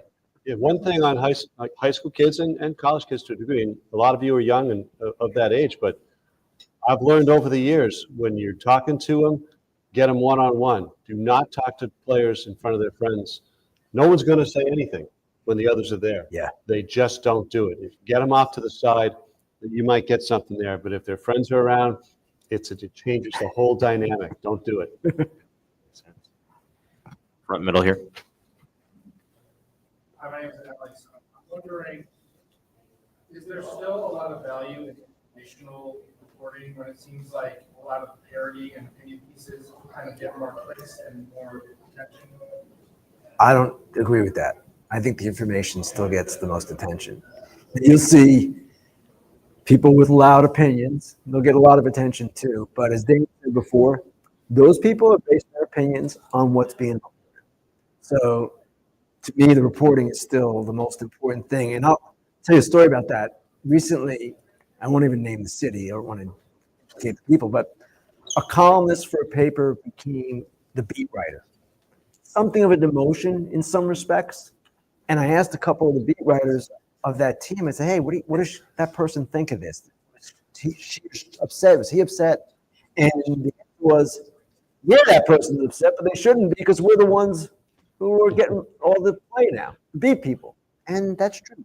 The Athletic, we value most beat writers, not opinion writers, beat writers. And that's not to say there isn't a place for good opinion, informed opinion like you get from this guy. And then you got, like he said, the talk show nitwits and some other nitwits running around who just talk out of their whatever.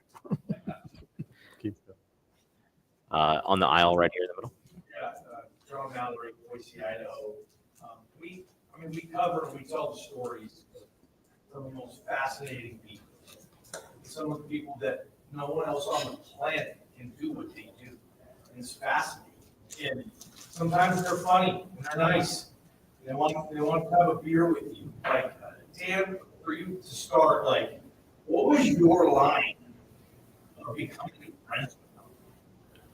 It was easy. Again, they didn't want to hang around with me, so that kind of made it easy. I mean, and then that's gotten more so as I've gotten older now. It's like, but when I was young, the money wasn't as different with the players and the writers. You know, we were the same age, and so you might get that kind of thing. But I would never make plans with anybody, and it just never came up. But I bump into guys, so especially when we travel with them, you know, waiting for bags together. We were waiting for our luggage together. Well, that's, you know, you have conversations at luggage and on the bus. But again, that's gone for you guys. So you don't really travel with them. Maybe you do it, you know, if you're covering your college or you know, smaller sports, there is still that access. But that's it just wasn't hard for me to separate because nobody trusted me, and because they knew if I found out something that was affecting the play, that'd end up in there. So it was an easy. It wasn't a big deal. Yeah. Yeah, I would say the same. I never hung out with players. It's a different world. Even when I was starting out, they were at a different place financially in every way. And it was not even a thought to hang out with them. It was separate. And I remember back then, when this was still allowed, I would travel on the plane with the Orioles my first couple of years. I worked for an evening paper, so I could do that. And I'd sit in a window seat near the front and just trying to hide. And even now, the Fox job that I have is sort of off the topic, but I'll get to it. I'm in the dugout for playoff games. Sometimes I'll go in the dugout to interview a player. I always feel uncomfortable. It's not my place. And there's a very definite line that I think you'll know instinctively where you cross it and where you don't cross it. And I guess it comes with time, experience, but it seems to me you have to make a choice at some point in your career, right? Are you going to be that kind of guy, the collegial, hey, I'm friends with everybody, or are you going to be someone who's actually a reporter? That's what it comes down to. Back center. Eric Pauling with Deerfield, Wyoming, and I wanted to touch on something you actually opened with. You referred to it as all bastards. That was me. In a 30,000-foot view of the future of reporting, I work in broadcast, and so we're asked to exist on multiple platforms now. We're involved on Twitter, and to me, Twitter is a assessment of, you know, opinions and angry people. But you talk about the importance of having reporters such as yourselves that are the backbone of those conversations, the shock jocks of Twitter and broadcast, as we talk radio. Do you have any concern for the future of sports journalism in terms of the pipeline of the next generation to replace you guys, to learn from you guys? You know, journalism jobs are becoming more and more difficult to find, they pay less, and the option of being a person, things like that is out there, which muddies the water. Well, I'll go first on this, and it's a little bit of repeating myself, but I think that, hey, it doesn't do any good to bay at the moon about how great things used to be, and like I said, the old bastard time. But that said, everything evolves. And we're always going to need good young reporters, good young storytellers, and you guys are them. So don't worry about the old bastard stuff because we still need this to be regenerated. And it doesn't do good to have older people who saying, dwelling on how great it was. My fallback there is, and he's still young to me, but that we got to do it when it was the most fun. It really was more fun, and I feel badly that it's not as much fun for you guys because so much of it's been stripped down from that, and it's so much harder in many ways for you to get the access and to do the job. And this whole thing about, and you referenced, did you say Barstool? Oh, that dreaded word, and again, they're not our friend. And it bothers me that the teams are partnering corporate. It's just, that's fans writing for fans. Knock yourselves out. No, thank you. And again, I can't bay at the moon. I wish it were still, but I'm not interested in, that's what talk radio's for. Fans for fans. It's great, but that's not what we do. So if you're on that thing, go work for Barstool and go be part of that. But that's not what we do. And again, there's a place for them, and they're making a lot more money than we are. So I get that. They're putting us out of business. I get that. But I'm not going to be part of it or applaud it or think that that's what the job should be. It's different if you're working for MLB Network or MLB.com. You're a little bit compromised because your boss is that. My boss is John Henry. The man who owns the Globe owns the Red Sox. It's amazing. So I've got one that no one else has in the history of journalism. So that's a barrel of laughs, right, Sal? Hey, you ask if there are concerns. Yeah, big concerns. And my main concern is just the number of outlets that are available now. It's shrinking all the time. And that is my biggest question and biggest worry, because there are fewer places to do the kind of work Dan's done his whole career. And I don't know where that goes. Dan's right. Everything evolves, and we both had to adapt ourselves, like everyone else in the business, over time. But when there are fewer and fewer places willing to ask the tougher questions, willing to be independent, that makes it difficult. And it actually puts an even bigger target on those who are doing that. So, yeah, I'm concerned. I don't know where it's going. And sometimes I think being the old bastard's a little bit better than being the young guy now because it's tough. It's a tough situation. Dominic? You talked earlier about how speaking with professionals and learning about professionals is different in college and high school. Now that the college and high school are also getting paid, you think they move themselves up to this way versus the professionals do. I'm not changing on that. I mean, I understand big time college sports and if I don't know if the girls volleyball players are getting paid, good for them. But I'm still not going to cover them like I do covering Rafael Devers. To me, that's not professional sports. And I understand, and the college thing, the ship has sailed on that one, so we all understand that. Nobody's fault. But I still, that's still somebody's child out there to me, unless it's big time, Cotton Bowl kind of stuff or SEC, like I said. But absent that, I'm just not interested in exposing them to the same kind of harsh coverage that we do for the pros. I think it's a valid question, but I'm with Dan. And there is a difference between Rafael Devers and the guy who's playing for Vanderbilt in the College World Series. That's a different world. Second row.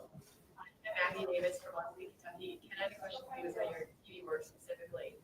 In terms of telling viewers something they don't know and the value of the written word that we talked so much about, how do you find yourself condensing some of your reporting when you only have so much time in a broadcast? You make yourself the most valuable as a member of a broadcast when you have less time as the guy in the dugout and the broadcasters who have 2-3 hours taken. That's a great question. And sometimes I don't do that very well. But that job is very specific in the sense that I will have, for an in-game report, maybe 30 seconds at most. And half the time, when I'm in the middle of my great report, the ball goes flying somewhere and I got to defer to the play-by-play guy. And maybe they come back to me and maybe they don't. But it's something I've had to learn over the years. And it's something that you just have to be really crisp with what you're saying. And it's hard. It's a lot different than writing, but the same skills apply. You have to self-edit, and you have to just be aware of your role. I'm not a play-by-play person or color person. I have very limited things that I'm going to be able to say. But in that 30 seconds, I'm trying my best to at least give something different. Right here. I'm interested to hear about y'all have worked some of the biggest games, biggest sporting events, in recent sports history, World Series, NBA Finals. I'm interested what your approach is for some of those bigger sports moments. How do you stay professional yet give it the attention and excitement that it deserves? Dan? Well, it's the professional part to me. I decided that when I got out of college and covered the Red Sox when I was 21, 22, and you're a professional, so it's just not the same. You're not covering the team with the people you're covering don't sit next to history class like they did at Holy Cross, and the athletes actually did that when I was in college. So yeah, the professional part was easy, but then these stories would just become. You guys are too young, most of you, but that Red Sox Yankee thing, when the Red Sox finally beat them in 2004, I mean, it's the greatest story ever told in sports, in my view, because of where I grew up in 86 years, and the Yanks win 27 World Series, the Red Sox don't win any, and then they come back 3-0 after losing 19-8, the only 3-0 comeback in the history of 7-game playoffs, which go back 150 years. And it's all, and A-Rod was on both teams over the winter. It was just, there was 1,000 things for that. Star power, TV, casual, you could be the most casual fan, you could not escape that thing. Never a story like it was biblical. We all read books about it. There were like 100 books on that thing. So I just, but professionally, it's still, for me, a deadline and night games and got to do it quick. So that part was easy. I'm always rooting for myself in that case. I want the narrative that supports what I've been saying. So I hope for that. And then if you don't get it, then you give credit and you suck it up and do that. But it was just gripping how consuming that was. And that was a story that built, as I said, over decades. So a story like that, and I was there when the Patriots had never won. Brady comes back in New Orleans. They had been a laughing stock. Then they became a dynasty. So seeing that, those kinds of things, and the Bird Magic years of Lakers and Celtics, just these things, just those are great. Yeah, so thanks for asking. It's nice to be back down that way. You? Well, because I'm a national writer, I'm not affiliated with any one team or city. So it doesn't really apply to me. But even when I was in Baltimore covering the Orioles, my job was to cover the game and cover the team and not be the cheerleader for the team. And one reason why Dan's job is so difficult is because when you are the columnist in a city, in the leading columnist in the city, fans don't want to hear negative. A lot of them don't. Now, in the Devils trade, that was an example where they only wanted to hear the negative. But most of the time, that's not true. And a lot of times, that person is going to be subject to a lot of criticism and negative commentary. But this guy stayed true to himself. That's why he's going to the Hall of Fame tonight. And that's why he's in the Baseball Hall of Fame as the BBWA Career Excellence winner. You know what? All the people who bitch, they know what's real and what's not. And they don't have to agree with every comment. I would hope no one agrees with everything I write. That would be crazy. But it's just staying true to who you are.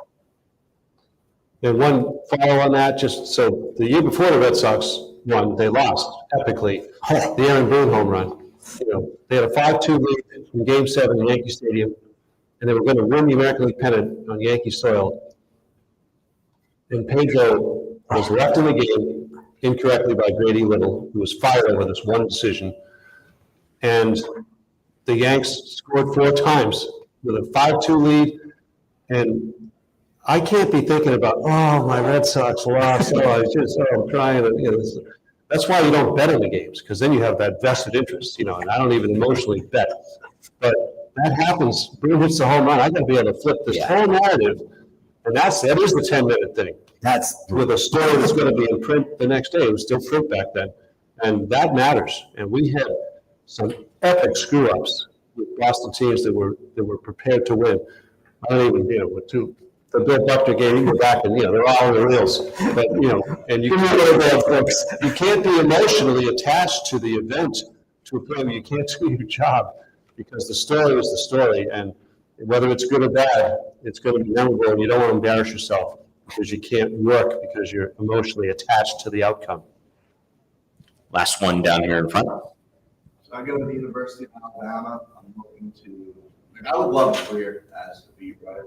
I write for Sports Illustrated affiliate right now, and I love everything about it. Looking at the way that everything is shifting, how concerned do you guys think that I should be entering the workforce in the next few years with that? And I've seen so many people laid off. Good writers, in my time seeking it. How concerned have been people in this room to get a full career out? I'll give you two answers, and they're kind of opposite. So I get asked by young people all the time that very question. It's a great question. It's the question you should be asking, because the business is brutal. Even when we were starting, it was brutal, and it was not nearly as bad as it is now. And I think you have to have your eyes open to that. You have to be maybe versatile in your mind on what you might want to do, both in media, maybe even beyond media, whether it's radio, television, newspaper, online. You have to be able to shift if that's necessary. You have to probably be able to live in a place you don't want to live if necessary. It's not always necessary. And you have to be aware of all that. The other side of it to me, and this is why it's so difficult when I get asked questions like this, I don't ever want to discourage people from pursuing their dream. You just said you love it. When I was starting out, people would say the same kinds of things. My dad said, how are you going to do this? This doesn't make sense. There were other people who told me you weren't good enough and you shouldn't do this. You should go to law school, do something else. And that to me is the most offensive thing someone can say to another. I would say to a young person, don't follow your dream. So what I would say is, in summary, follow your dream, but just be aware that there is a rough landscape out there. And if it doesn't go well, it doesn't go well.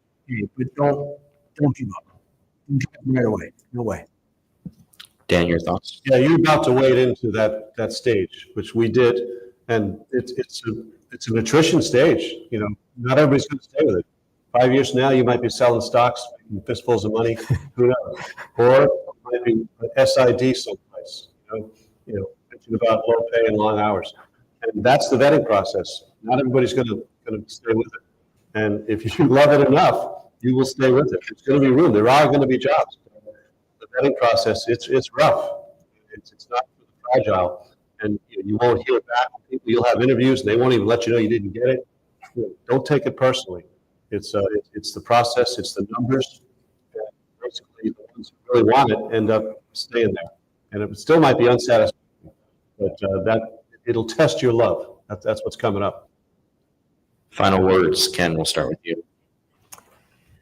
Well, I think that was a great question to end on, because I think everyone in this room probably is wondering about what's next and where's the business going. And again, it's difficult to say, hey, man, go for it. This is great. Don't worry, because it's not always so great. And I worked for The Athletic, and a couple of years ago, we went through layoffs where people who were really good, lost their jobs. And it pains me to this day that happened. But some of them landed on their feet, some of them did just fine. And sometimes one door does close and it does lead to another opening, and sometimes not. But again, if your passion is this, follow your passion and see where it takes you. And it might not take you, it probably won't take you exactly where you thought. It hasn't happened to me that way. I thought all I wanted to do was be a beat writer, like you. And I did some other things. It turned out great. But don't be discouraged, and don't be so frigid or rigid in your mind where I can only do this. That that's a problem. If you can stay flexible and just kind of stay open-minded to things, that'll help.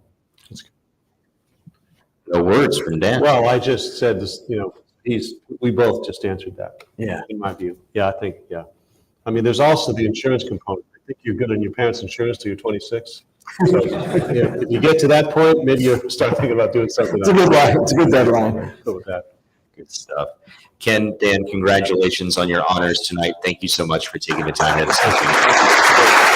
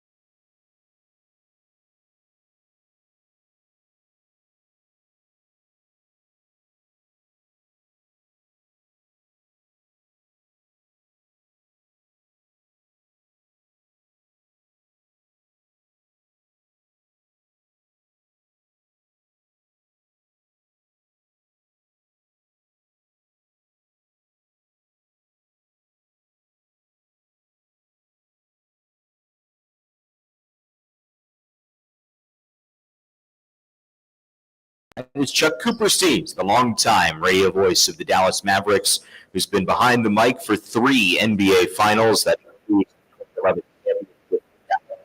He also called play-by-play football and at the college level for Texas, Texas A&M, TCU, and SMU.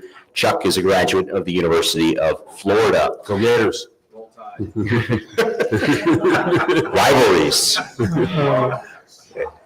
To my immediate right is Mike Tirico. Mike Tirico is the lead voice on some of NBC's biggest sporting events: Sunday Night Football, the Olympics, the Kentucky Derby, Major Championship Golf, just to name a few. Prior to his arrival at NBC, Mike spent 25 years at ESPN and ABC, served as a SportsCenter anchor and reporter, as well as a play-by-play voice on numerous sports. Got his start in television at WTVH in Syracuse, New York, where he attended and graduated from Syracuse University. Mike was the 2010 NSMA National Sportscaster of the Year, and tonight will be inducted into the NSMA Hall of Fame. Go Orange. It means more. Jeez. Right? Come on. Don't tell Boeheim that. Greensboro's favorite, Coach Boeheim. Yeah. So this panel is Ask the Pros, and we want to spend most of the hour letting you do just that, being able to ask questions to Mike and Chuck. But one to get started here from me. We've talked a lot about the capital J journalism over the last few summit panels. And Mike, at its core, game broadcasts and journalism are a natural intersection, aren't they? They used to be, they should be, and it's harder to do it. And Chuck and I were just discussing that. And as you mentioned that, like, my roots in starting this were in a shop at the time at ESPN where reporting, facts, and journalism mattered so much. And only there, comparative to the early 90s to now, is a parallel to what we've seen through the whole industry. That journalism used to be an essential part and a demanded part of your broadcast. And now you've got to be really careful not to annoy your partners. I think of that immediately because somebody who's being honored tonight for his play-by-play work, TV work in the state of Massachusetts, and one of my good friends, Jack Edwards, is back there. And Jack is somebody we lived through, the days where we were reporting on steroids and hard stuff on SportsCenter, and then we both evolved to being play-by-play guys. And they're like, well, we got to be careful how we word this because the team, the league, the conference, and it's really become one of the most difficult things. And I just spin this to Chuck because you've been at the intersection of this. Look, the Mavericks deserved a lot of criticism at the moment of the Luka trade. Well, Chuck's talking to Mavs fans every night who are screaming on the radio about it, but then Chuck's got to call the game and walk a fine line. It's a big challenge that any of you who are calling games are going to come across, or hosting studio shows will come across. How did you handle it? Yeah, What do you think? it's interesting though that the leagues have exerted so much influence now. We're back in the 90s, and they really did. They really kind of let the partners do their thing. And I think as they have paid more money to the partners, that has become a huge part of this. But the night of the trade, it happened at midnight.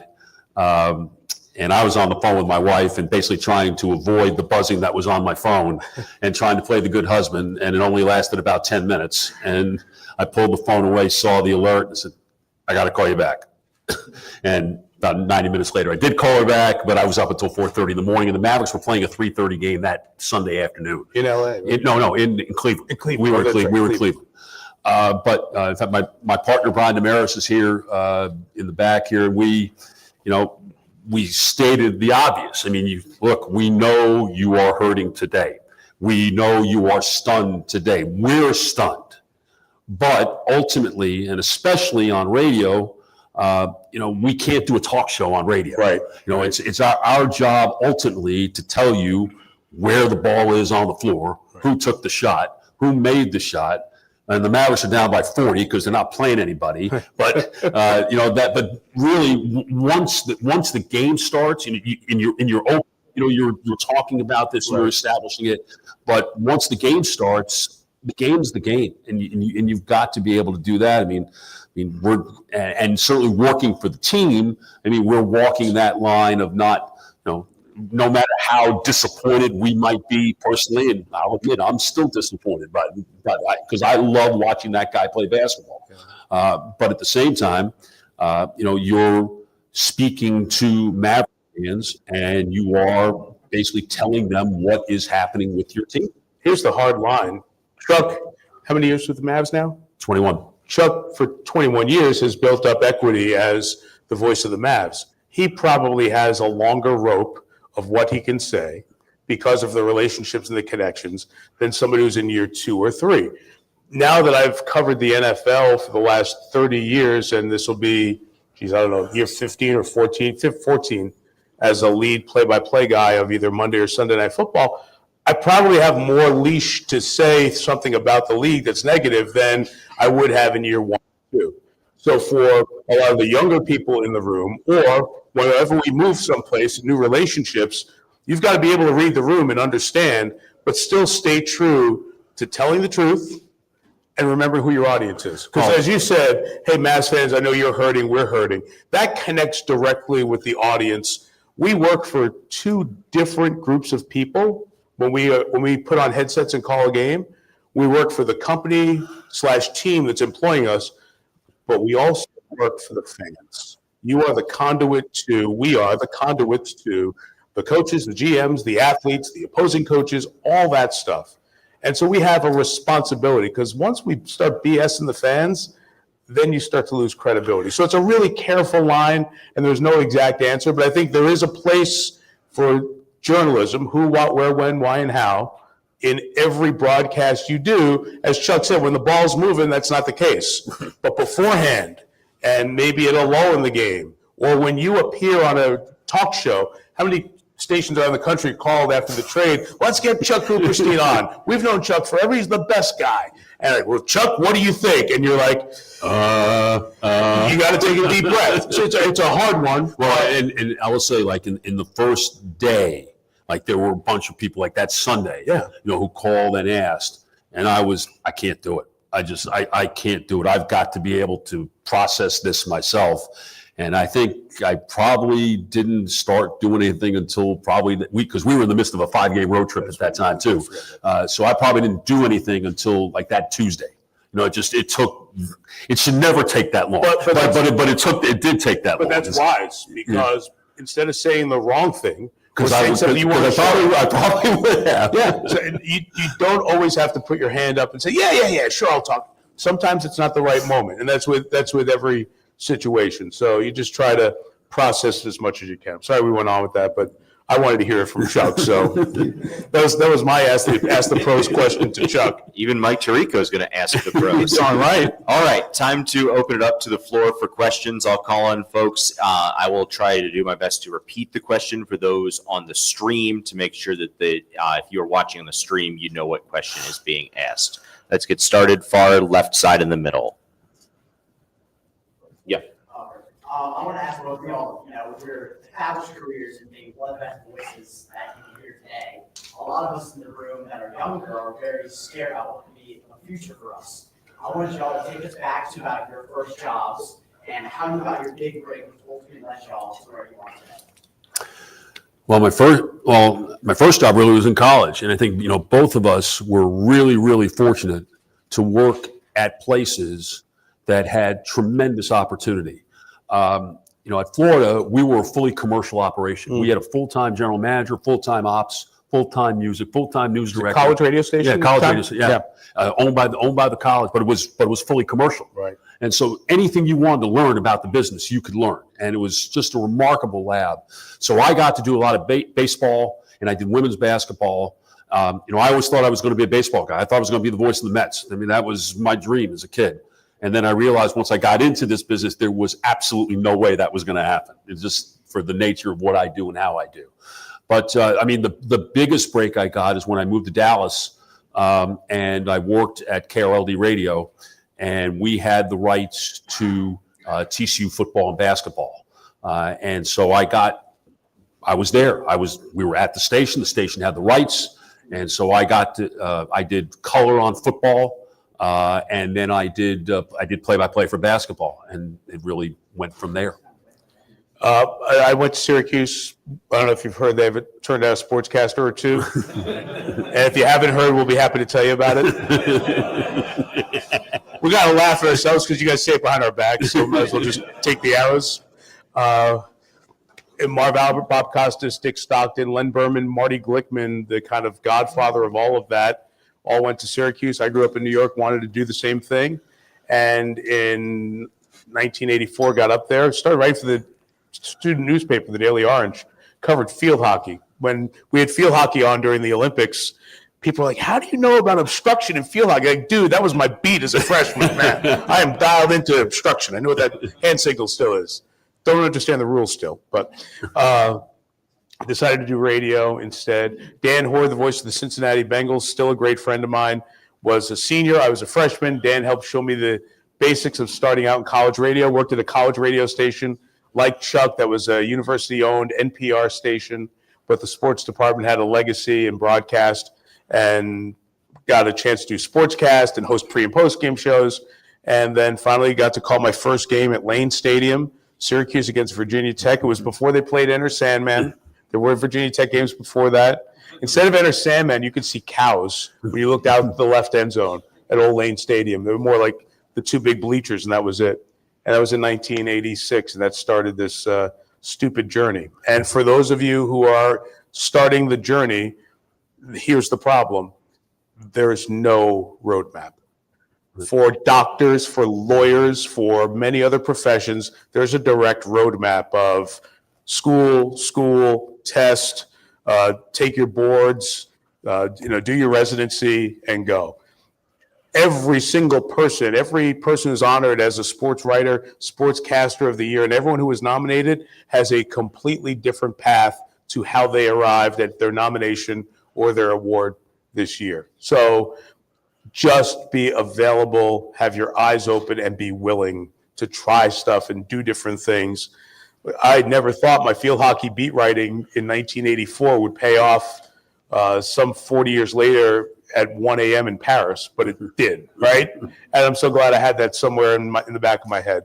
So instead of trying to study everybody else's roadmap, listen to them, learn from them, and follow yours. Yeah, like the old baseball ready position, on your balls or your feet, even weight each way so you can go wherever the ball is.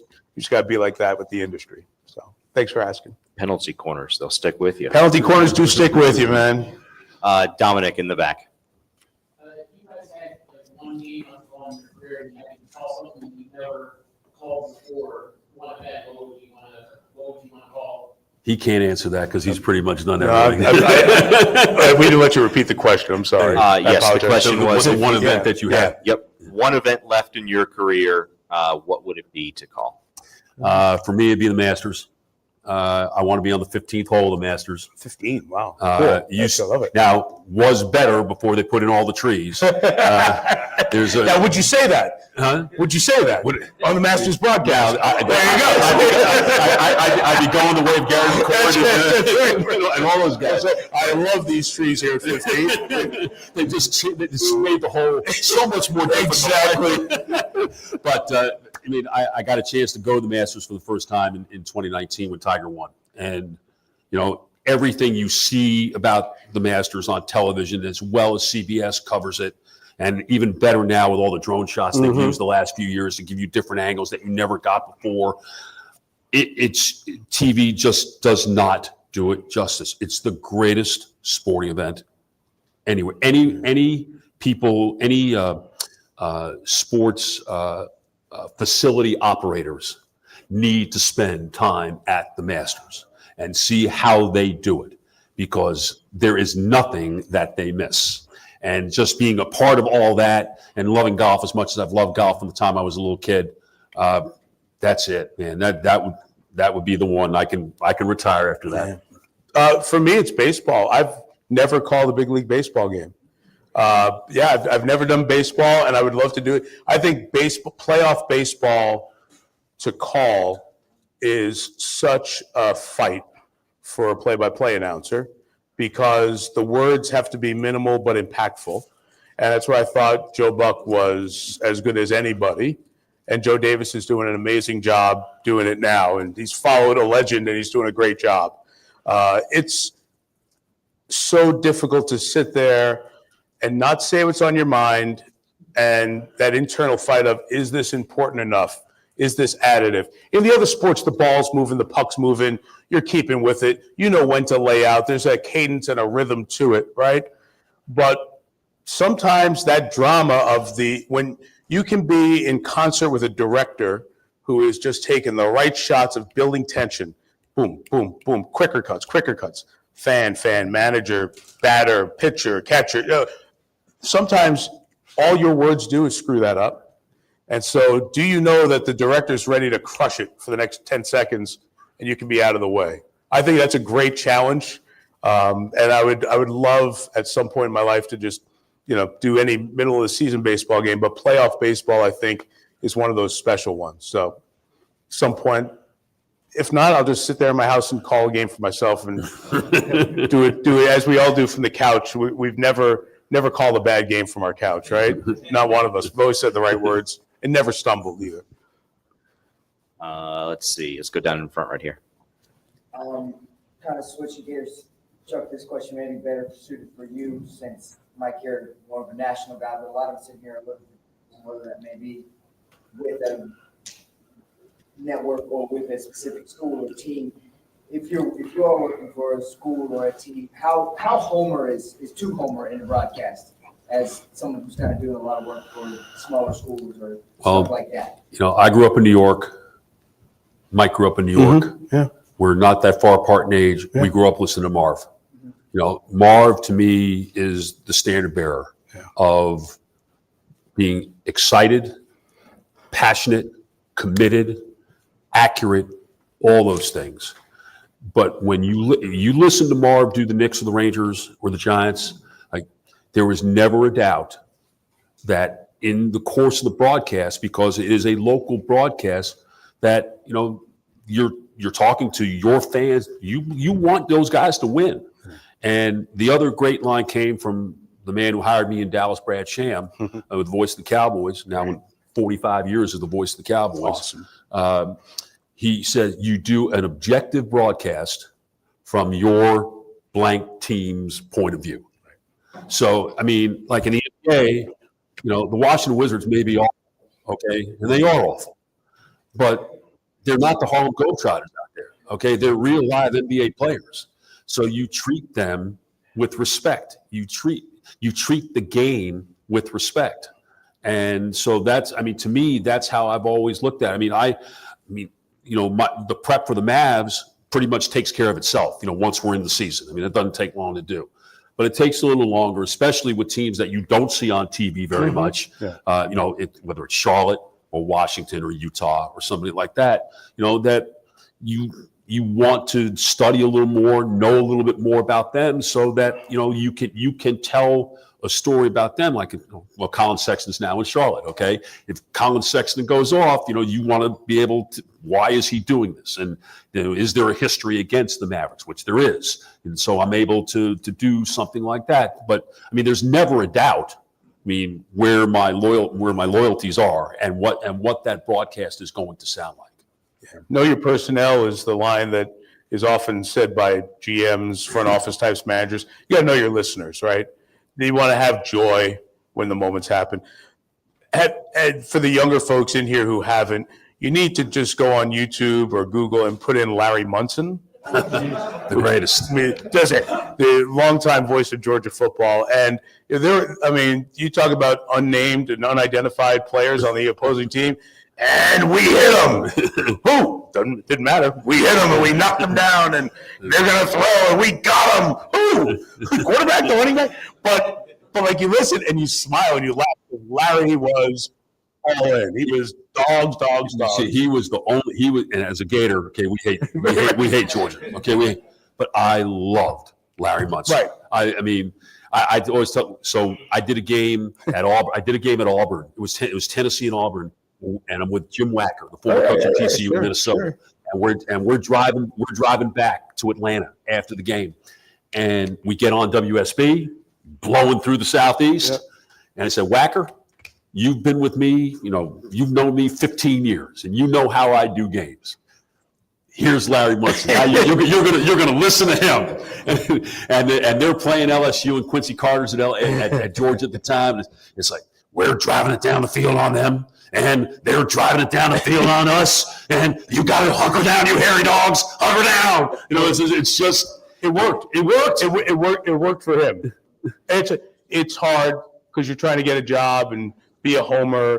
I still think you have a responsibility to document the game, inform the audience, and be honest with them in terms of what's happening. I think that shows, especially as you get established in your preparation for the other team. Because then your fan base trusts you to tell you, hey, this is one of the young stars in the NHL. This guy is a rising star. This player, she is going to be one of the next WNBA stars. Your prep should be able to inform your audience about the other team. But if you know your audience is just your fan base, you're going to tailor the game to them. Hopefully, you can call the exciting moments with excitement and not fandom, and not have your analyst scream over the top of you like he's a cheerleader or she's a cheerleader on the sideline, right? So that you can describe the play and still be heard. And frankly, that's happening a lot. Yeah, it is. And especially in the NFL. I mean, I noticed this on NFL radio, driving around, listening to Sirius on Sunday. Mhm. It's not good. Remember, okay? It's radio. People need to hear what's happening during the game. But know your audience is the big one. Homerism is part of it, but do a great job too. Like there's nothing worse than hearing, and here's the pitch, and it's strike three. They've got a no hitter, and we'll be back with the totals after this. So document history with the appropriate enthusiasm. Don't expect you to be over the top, but do the job. Everett in the back. Yeah, Mike, this is for you. I mean, you're on Sunday Night Football, so you're in Philly on Sunday, but you were probably in X place on Wednesday, and then in X place on Thursday. As someone who does multiple sports, your prep work, I mean, just take us through your preparation process when you're doing an NBA game and then an NFL game, or you're going to these kind of events, but you have a game coming up the next day. How do you deal with your time management, your family, all the other stuff that goes into your prep so you can be the expert that you are on Sunday nights or on game days? It's certainly understanding family to support you. And I think any of us who've been in the business for a while and have spouses, partners, kids, parents, I think everybody has understood the call of, hey, I've got a game. I'm sorry I can't be there, right? And we've attended, my attendance is a record low for family events, right? And you just feel bad. You feel bad about that, but everybody does understand life, and especially in this profession, does become a series of trade-offs, and you try to manage that as best you can. The preparation, where the games are. You know what games you're going to be doing, unless it's a tournament and somebody's going to get knocked out. You don't know the opponents, but for the most part, I know that I've got to be ready for Lions Chargers preseason on July 31st. So in your mind, you're just back timing it. Okay, when do I have to be done with this and this and this? And when the events start to overlap, Ian Eagle can tell you, Ian does it. So many people do it with different sports that West Door, we sit right next to. That October, November, it's holidays, it's family, it's basketball, and it's football. And of course, there are like 3 or 4 other things that pop up along the way. When you get the time, you've got to do it. And sometimes that's 4 a.m. I'd say my best prep work gets done 4 to 6 without email open and just the stuff in front of you and your coffee and your dog, right? And just like it's peace and quiet, and I can crank out 2 hours. I think one thing that we're all in this business, I don't know what Wes or Jack or Chuck think, people who've done it for a while. I think one of the hardest things right now is trying to figure out what not to look at, because there's so much. You can so over-prepare. I mean, on Sunday morning, Saturday night or Sunday morning for a Sunday night football game, I just try to push away from the table, because there's not one more Pro Football Focus stat or one more podcast nugget that I need.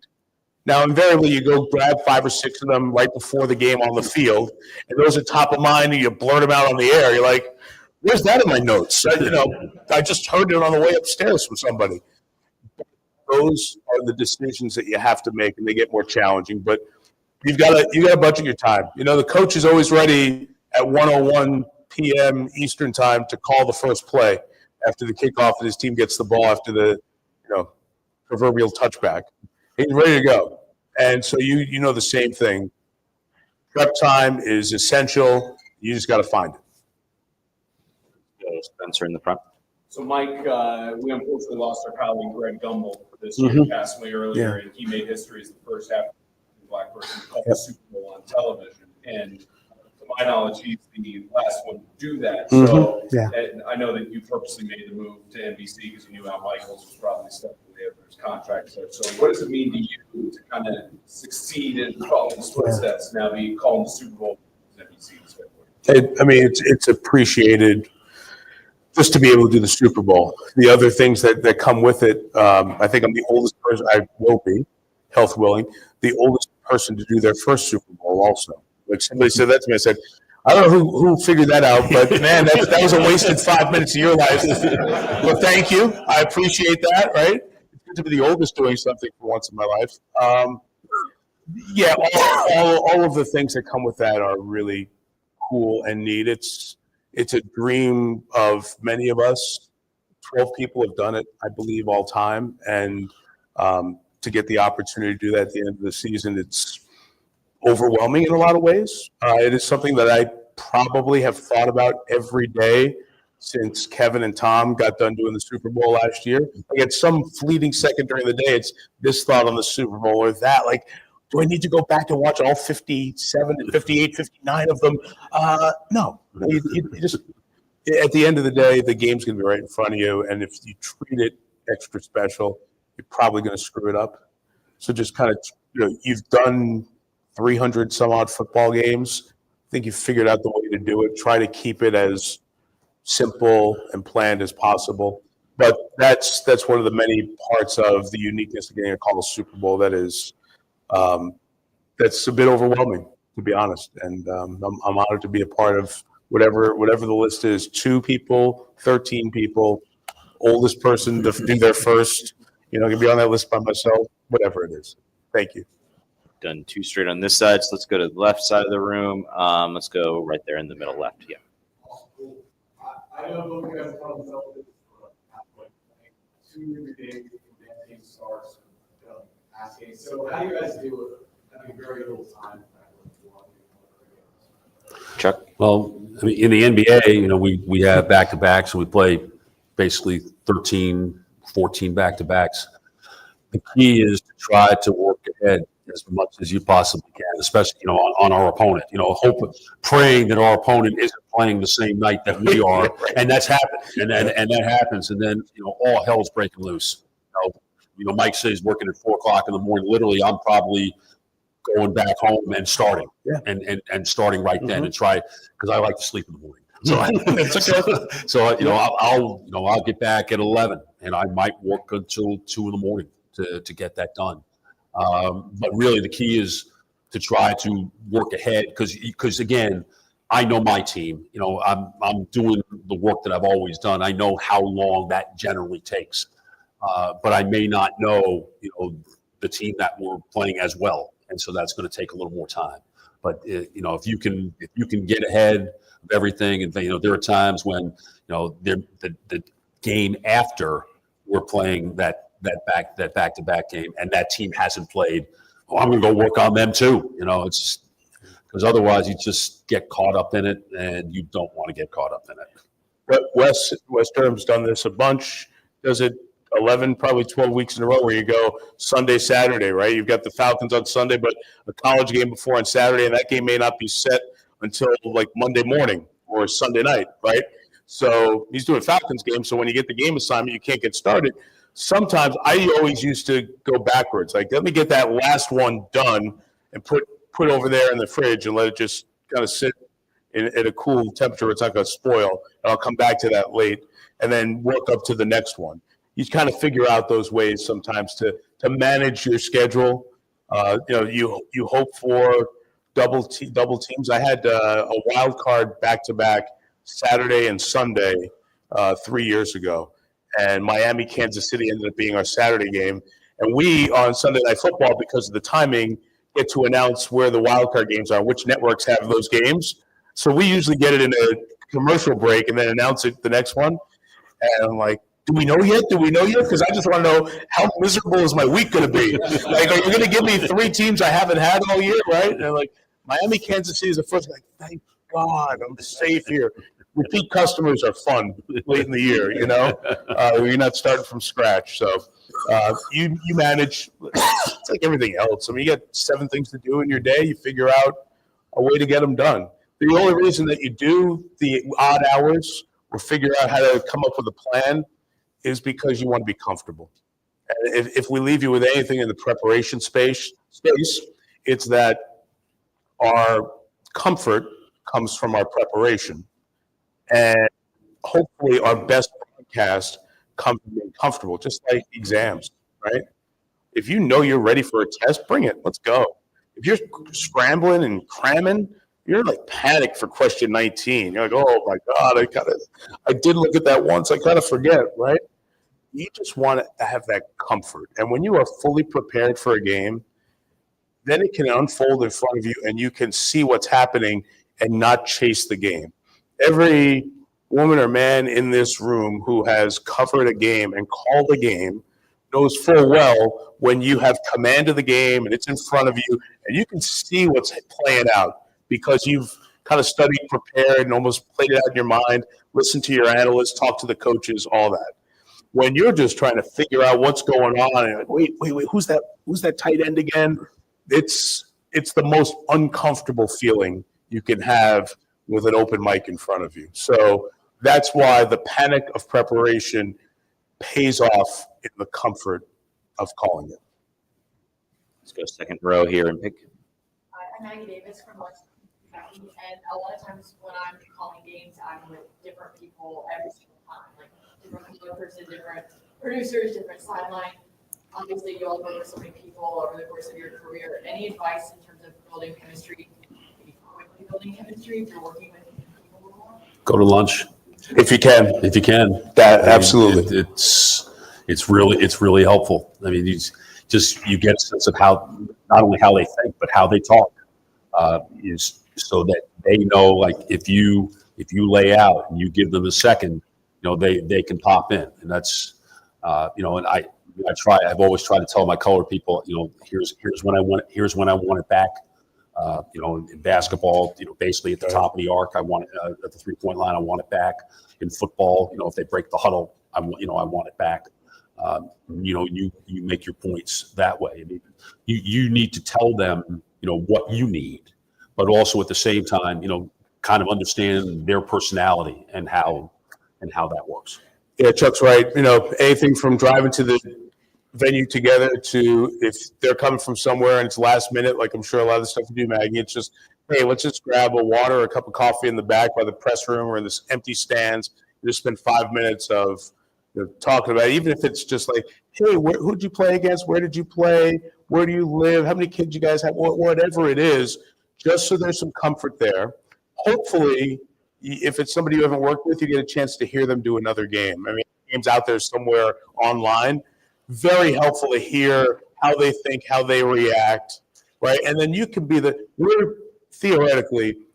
the professionals. We're the ones who should be able to adapt. I like that theoretically. To the analyst for whom being on the air might be their second, third job that they're good at in life, right? So we have to make that. We have to elevate them, screw them up, make them better. A lot of times, sitting next to them, hand on the shoulders, like, hey, hand signals, those are fine. People don't see them, but they do hear clear communication. Jack and I were blessed in the 90s. We'd work with, any one of 12 people on SportsCenter in a month, right? And you just kind of learn. That was the best training ground ever because put anybody next to me. I can figure it out, right? I sat with Chris Berman, and I sat next to Jack, and I sat next to guy named Jim Bergamo, who many of you probably never heard of, but that's who I did one of my first SportsCenter with. Like, we all figured it out, and it just gives you that mindset of I can adapt to everybody I work with, by the things Chuck talked about. A meal, listen, maybe catch a sneak peek of what their work is, and just make them feel comfortable. How can I help you? And that will go a long way to a broadcast that sounds like you've been doing this for a long time, whether it's a game or a studio situation as well. Great question, Maggie. Let's go to Nick in the back. I'm curious, how much time do you guys spend taking things like earlier about not rabbit holing, trying to say, are there times you go back and say, you know what, I have 7 games in a row, how do these people need up next back or whatever? Like, how much time do both of you spend kind of getting rid of it? Not enough. The next question for those online was, how often do you clean out your charts and get rid of stuff that you don't use? Because if you go 7 games without using it, guaranteed to happen though in the 8th game. And you're like, wait, I had that right here. What did I do with it, right? Yeah, I try, actually, it's July tomorrow. Start of July, I try to look at my football chart and clean it up. And just go to the last playoff game that I did, or the last regular season game I did, and just now that you're months away and go, what is that? What does that mean? Why'd you put so? I do a lot of shorthand on my charts. You know that if I had to hand my charts over to somebody, they're not useless, but they won't understand +5/6 parentheses 20 is, right? It looks like an algebra problem, but that would be 5 straight and 6 of the last 7. They've scored 20 points in the game. Right, that's just my shorthand. Chuck has his, Jack has his, Wes has his, and you just kind of develop that. So not enough time personally is spent cleaning out and getting rid of stuff, but it's a good idea in this age of WHIP and OPS and everything. And we are over analytic in sports for our listeners and viewers, and we just have to be really careful that we don't put too much of that on the chart, because if it gets on the chart, somewhere in your mind you're thinking, I'm going to get this on the air because it's really cool. Maybe not. I'm so old school. I've seen Mike's charts and whatever, but I handwrite everything and still do it. I've never found anything that I'm really comfortable with on the computer. I like to say, technology is undefeated against me. But so to your point, if I'm doing a game and I haven't done, and I keep writing this note, 3 or 4 games and I haven't done it, but I'll just look at it and then just not write it and just and go individually through the game. I won't because I don't have a database that's carrying me through, on a computer. I don't do that. I'll just go back through my books, which I have every scorebook I've had for the last 20 years that I've done the Mavericks.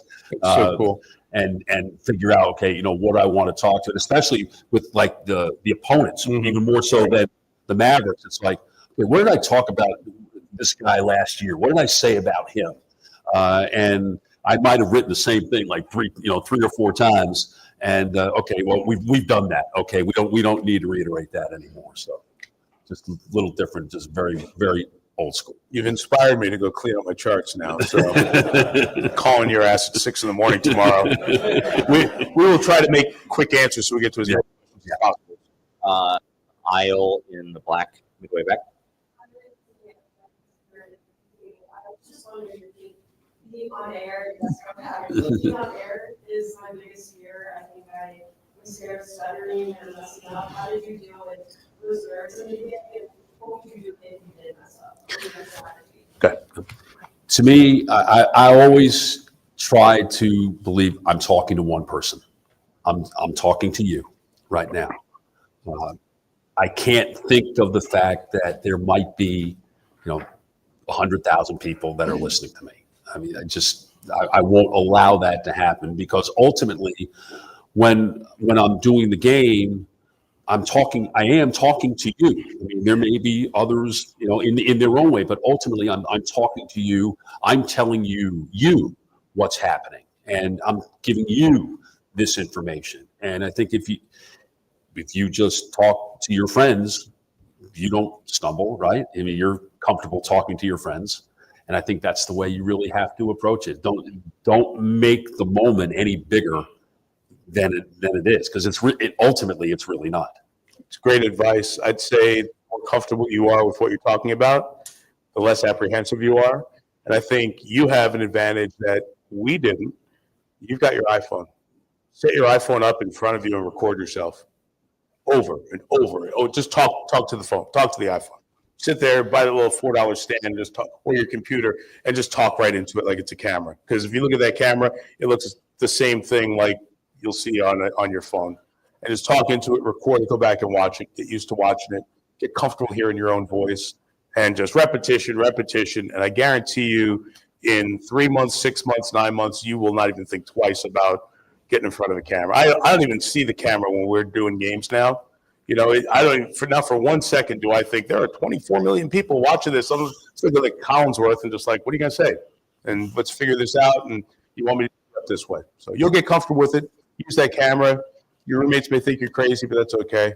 When you get them tickets to a game in a couple of years, they'll love you. Let's go right in the front here.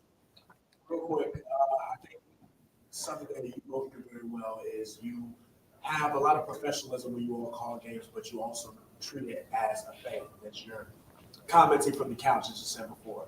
So us being an entry level, how do you all attempt to balance speaking as a fan, but also speaking as a professional and not being biased? I mean, for me, the fandom goes away once the headsets go on. You know, I mean, I don't know, Mike, when you did a Syracuse game, you know, what that was. Oh, I was much harsher on them. I killed them just on purpose. So Yeah. for me, so nobody thought it was. For me, like the first time, you know, I did a game at Florida Field, like that was a pretty big deal for me. It's like I had to kind of keep it together. And the first time I did a Florida Georgia game, is like that was completely over the, like, you really need to get your shit together here. I mean, but ultimately that's what it is. Ultimately, it's the job.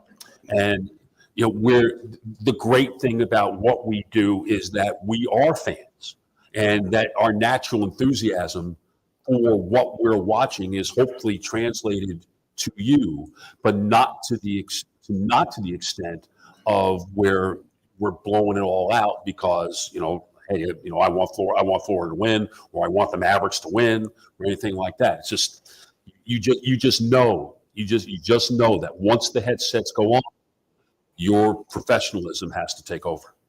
Perfectly said. And we all love sports, but the outcome of a game usually never impacts any fan's life. Like, they sleep in the same bed.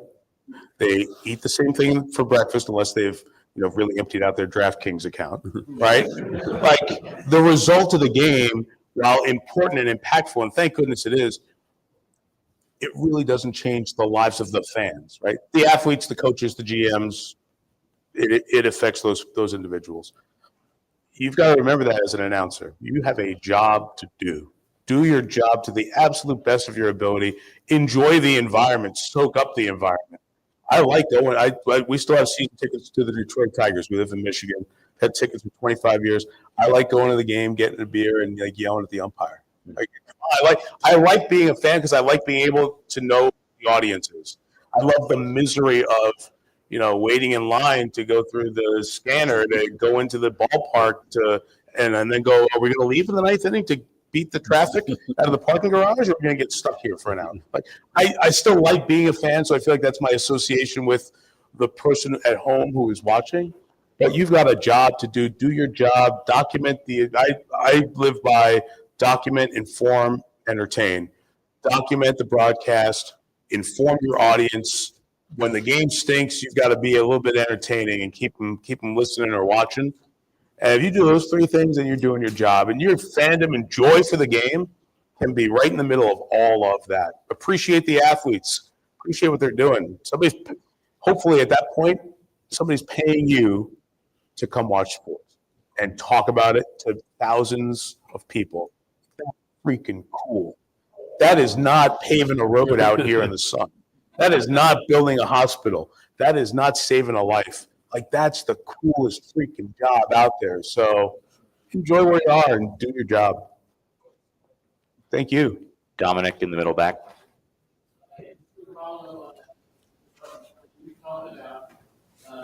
with somebody who's a color commentator, that different linear, whether it be like Pat Conway from New Jersey, or whether it be something like, Tony Burrow, or Greg Olson, or Dirk Nowitzki, where that is different to be able to deal with them, and they obviously have their personality, have to more change their personality than you do yours. I always try to. John Gruden's very different from Chris Collinsworth, very different from Tony Kornheiser, right? Try to make them all work. And like I said, hopefully you've got more pitches in your arsenal or more clubs in your bag. The analyst is the star. Like there are a couple of hundred people you can throw in the booth and they can make the show okay. The analyst elevates a broadcast to me. And that's the difference between TV and radio. Exactly right. Radio, we're it's play-by-play. It's a play-by-play medium. Yeah. I mean, I want my analyst, and I'm lucky. I have a fabulous analyst who really understands our team, right, and understands the game, what we're trying to do, right. and I want him in there as much as possible. But he also knows that we're the eyes, so that we have to call it for lack of a better phrase, you're a caption writer. Exactly. Right. I mean, it's because you've got the scorebook, you've got the picture, and you can tell the stories. Off of that. In TV, you're with the producer, and the producer's running air traffic control, and you're piloting the plane, and you're just trying to make sure that you get the best out of the person next to you. And we go back to the very simple thing, start of every year. I do what, you do why, and that usually gets you through a good broadcast. So, how Greg Olson arrives at his why, how Tom Brady arrives at his why, how Troy, Chris, all very different ways, right? So, you get in the booth with one of those people, you adjust to them, because their why, they've lived it. They can elevate a broadcast by telling you what happened or why something happened, be critical of it, all of that stuff.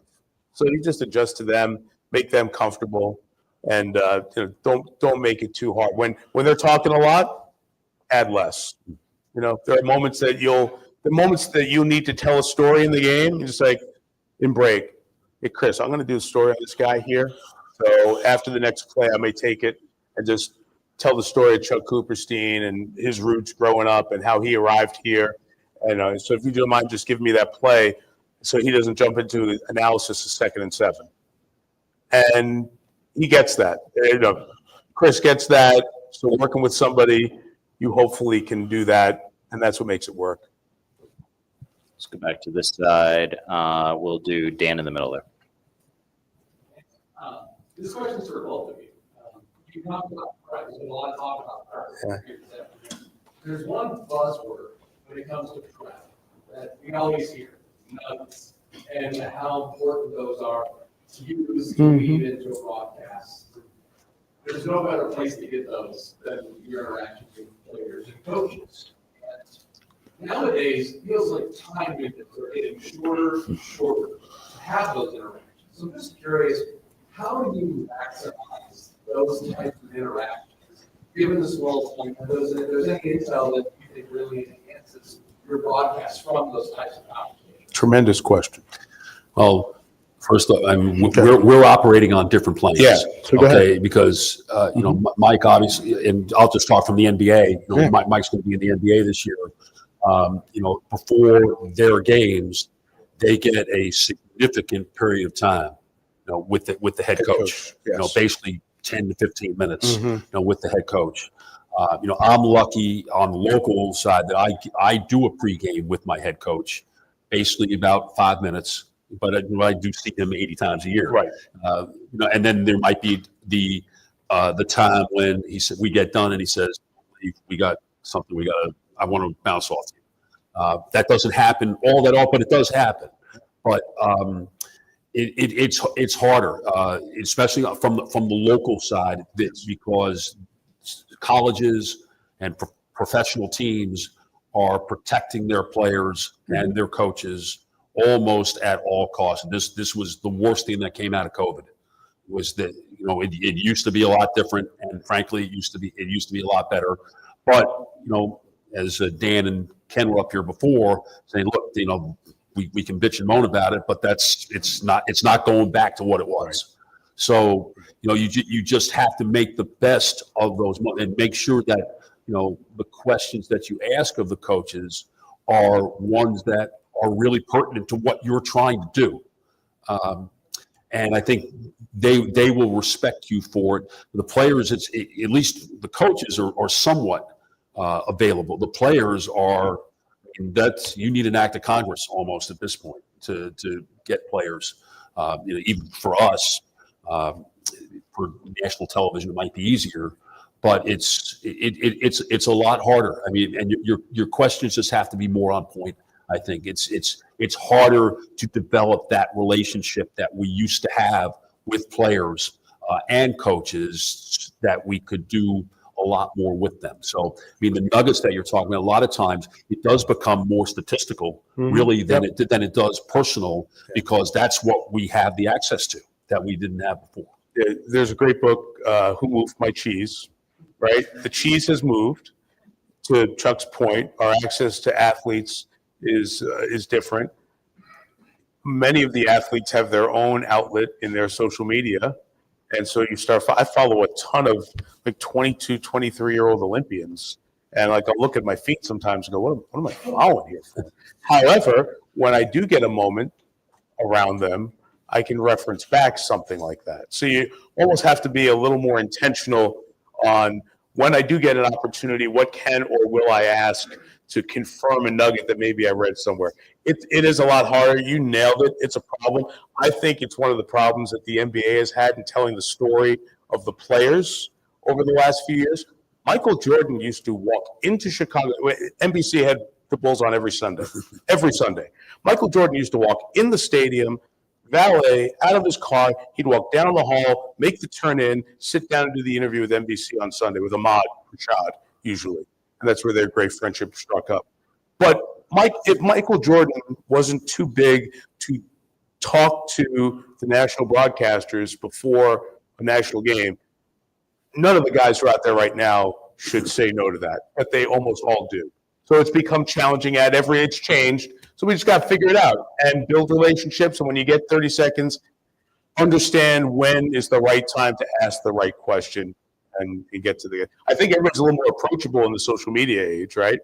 So maybe if you can appeal to like, hey, I saw on your Instagram this. Oh, really? You follow me? Changes the tone of the conversation. Pressure pack moment. Last question. All JP's hand went up first.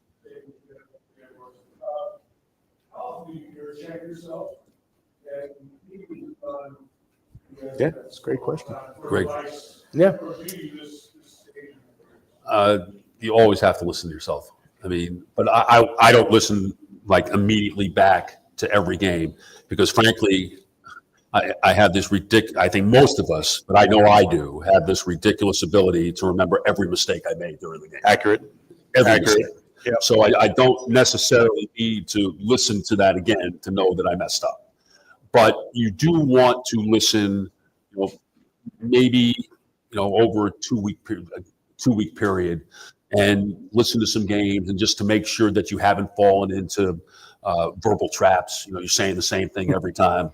And then, I have a good friend of mine, Bruce Gilbert, who, was the folks at Cumulus and Westwood One. And great. And he's phenomenal. And I never worked for Bruce, but Bruce has always liked my work and, trusted me and respected me. And I respect him. And I'll send him some stuff and say, hey, am I doing this right? Am I using my analyst enough? Am I messing up?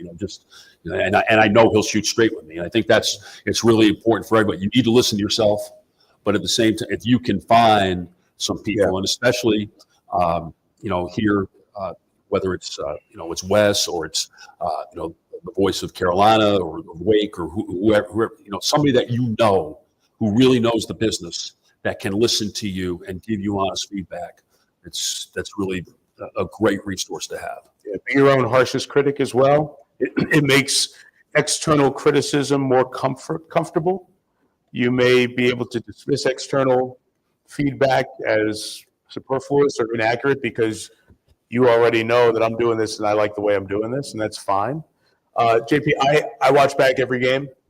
Our cadence is a little different with Sunday night. Part of our deal is by noon on Monday, I have watched our game back and talked with our producer about the show, right? There's so many things going on that I want to make sure we put them to bed, because by Monday at noon, the train's running to the next game for us. So 3 hours without commercials down to maybe 2 hours and 15 minutes. I can knock that out on the plane in the morning, going back home, and almost always do. And I pretty much, like Chuck said, know every place I've screwed up and want to get to the why of that, and make a good mental note of that. If I find myself in a bad habit or mistakes I made, I'll refresh myself for that before the game on Friday and Saturday. Now with the NBA, I'll go back and do it because I'm not doing the volume of games that Chuck is doing, so I'm different in that respect. We just went back and watched all 17 nights of the Olympics, daytime and primetime show, just the studio segments and the minute or so around them, just to understand, okay, did that work? Did that not work? And we're doing a group watch of that, as a matter of fact, to just know how can we be better and how can I be better. And I always tell our group, yeah, exactly. Sound the alarm. Sound the alarm when I screw up. Like I want everybody around us to tell me, hey, you're talking too much. Hey, you don't need that fact. Your stat conflicted with the graphic on the bottom of the screen. How can we avoid that? Like, I'm all for team feedback, and then I'll filter what's good or not. But as Chuck said, like, listen to your own stuff. Get comfortable with your voice and your face. If you want America to be, or your market to be comfortable with your voice and your face, let it start with you, right? And if you hear things that are like, that's kind of annoying, fix it. Work on it. Do drills. Call a game off TV, in front of your roommate and who'll think you're strange, whatever it is. But you can do all those things. We all did that when we were 13 years old. I mean, that's how we all got started, right? You can do all those things. You can call a game in your head as you're watching the games. What would I say? What would I do? I thought Tirico stuck there. I would not have said that. No, I'm serious. Like, I would not have said that. And so the next time you're in that situation, you're better. You should be better than us. Every time there's an example, you can be one notch better. So, like, it's such an odd business because there is no metric. I'll tell you I know we're running late. Quick story. We're walking out of Washington, that lovely stadium, FedEx Field, whatever it is now. Northwest. Is it Northwest? Northwest Stadium. Northwest Stadium. It's neither north or west. We're walking out of there.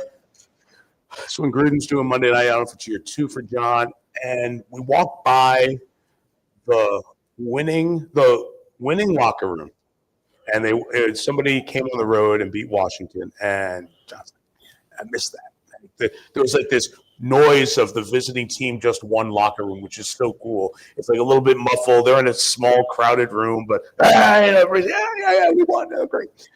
And then you walk a few steps down, go past the press conference room, and then you go past the home locker room. We see the coach. Hey, coach, sorry, good luck. It's dead silent, and he's miserable. He looked like the cat left. The dog won't talk to him. There's no hot coffee. He's just like, life sucks.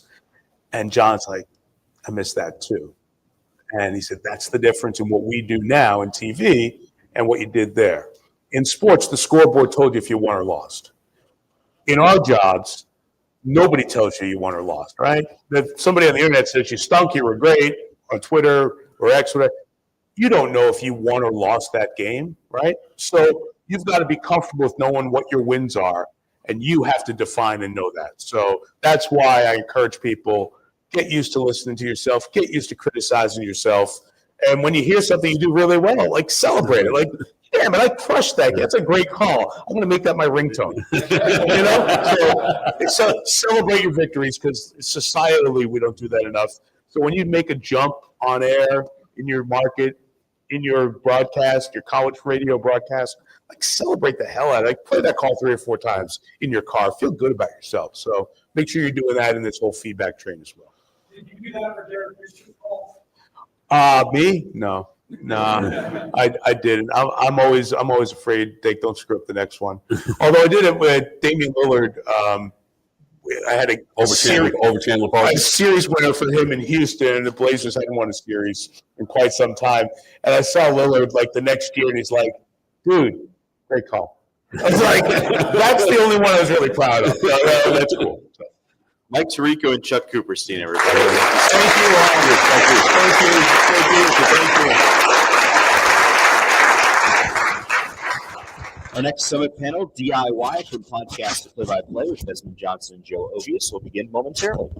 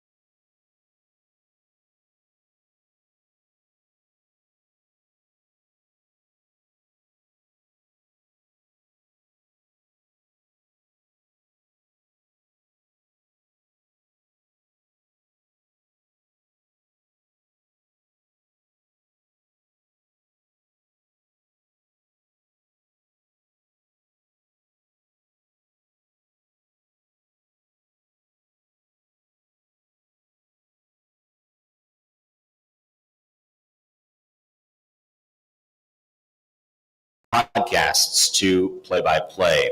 Our panelists, to my far right at the end of the stage, is Joe Ovius. He's one half of OG Media LLC in Raleigh, with his partner Joe Giglio, hosting the Ovius and Giglio podcast, covering local college sports rivalries, the Carolina Hurricanes, and other relevant sports topics for local fans in the Triangle market. It's a platform that he built in 2023. The duo has amassed nearly 10,000 followers on YouTube.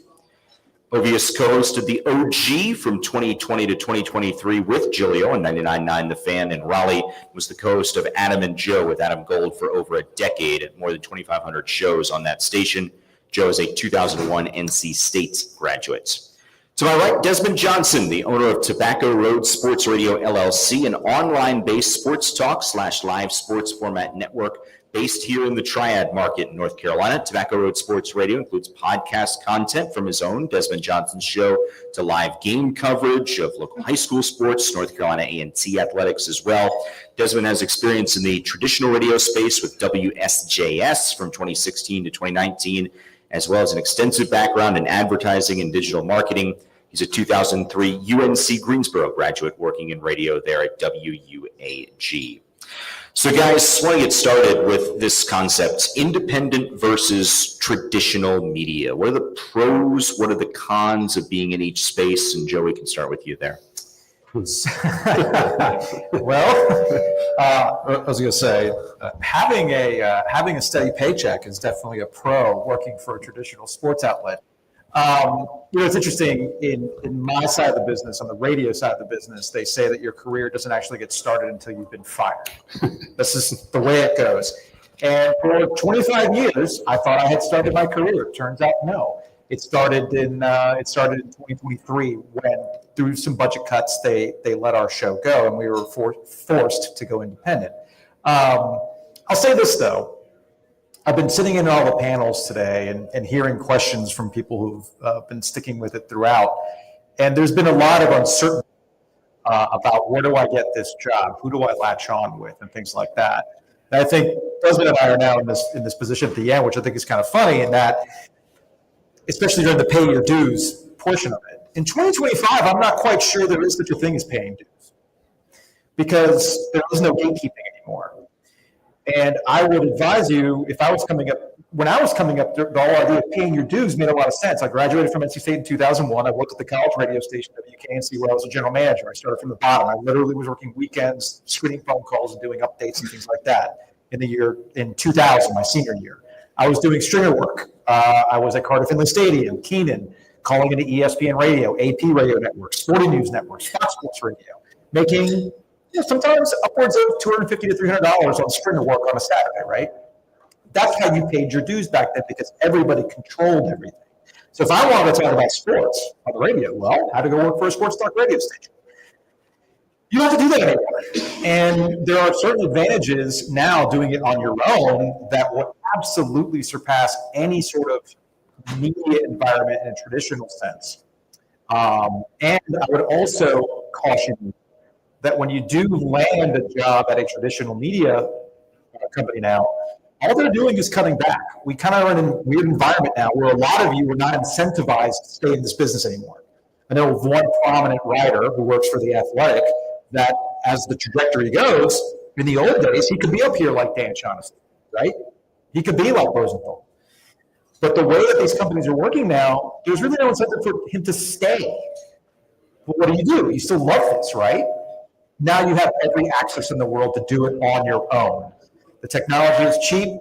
YouTube is free to start up and go. Podcasts are obviously the way people consume their media now. So I would say not so much be worried about landing the job when you can actually create the job for yourself now. And it's never been easier to do it. That's not to say it's not difficult down the line, but Desmond, you know this, from doing play-by-play, you can just start it yourself thanks to the technology we have today.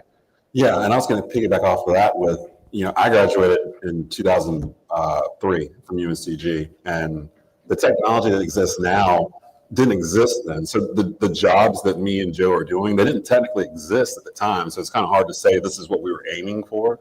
But kind of a similar situation as Joe, where I was actually running a sports station here in the Triad, WSJS.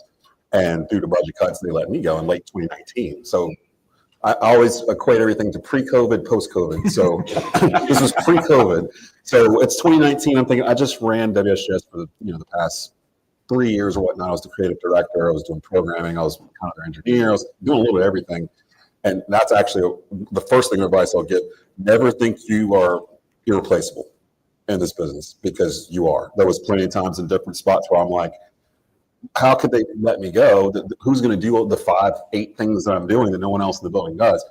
They'll either not get done, or they'll figure out a way to do it in a cheaper manner. But you're never in a position where you're safe, basically, and that's the biggest con for working in a corporate world. But in a previous life, I worked corporate. I did outside sales for traditional media. I did production. I did on air. I did the program director. I did all those different things. And for me, it kind of took the experience of being let go, not once, but twice, from multiple traditional media outlets in the triad. There were huge outlets. After building something with them, and you're thinking, okay, I'm good to go here. And then the rug gets pulled out from underneath you. That was kind of when I was like, okay, now we need to kind of figure out something to do here where I'm not dependent on that check, because that's what you really start. Even if you have like a bad show, you're still getting paid. Yeah. Whereas when you're doing it by yourself, you have a bad show, you might lose advertisers, you might lose listeners, viewers, whatever, just off of that first impression. Like, first saw you and came across you on a reel or whatever, they want to watch your show, they don't like it, they're not coming back. Whereas if you're on, WRL or The Fan or WSS or whatever, you have a bad segment or whatnot, they know you're going to be there Wednesday, they know you're going to be there Thursday, you're still going to get paid. So it's a different kind of level of fear. we operate on fear, like, and a good fear, in terms of, like, we have to make sure this stuff's on point, because you're not representing the brand of a Salem Journal or WSJS.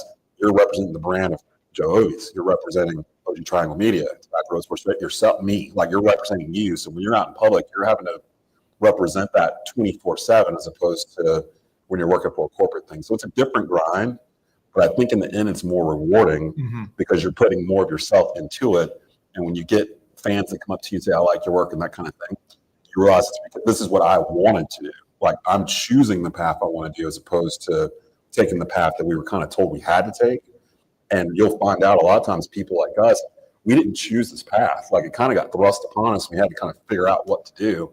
And then post-COVID, it opened up a bunch of things where people realized, after sitting in their houses for 2 years, you could do a lot of stuff sitting in your house. And it opened up the technology. It opened up ways people contacted people in terms of guests. And Zoom got huge. StreamYard got huge because of COVID. And it opened up this whole world where now my studio, I have a built studio in my home that is actually more advanced than the studios I was using in traditional media radio stations that were running like Windows 10, and like they were up by Band-Aids, basically. So you see that from the inside, and you're like, I could do that, but I could do it like this and do it like that. And once you have your own control over it, you're the decision maker, and it makes it a little bit easier to kind of plan your day out. One quick thing I wanted to piggyback on what Desmond said about the job and things like that.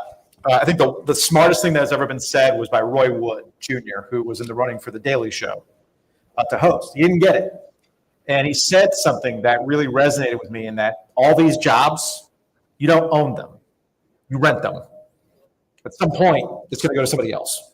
At some point, it's going to go to somebody else. So we've hit a weird point where you are the brand, not ESPN, not the newspaper that doesn't understand how to get circulation up anymore, right?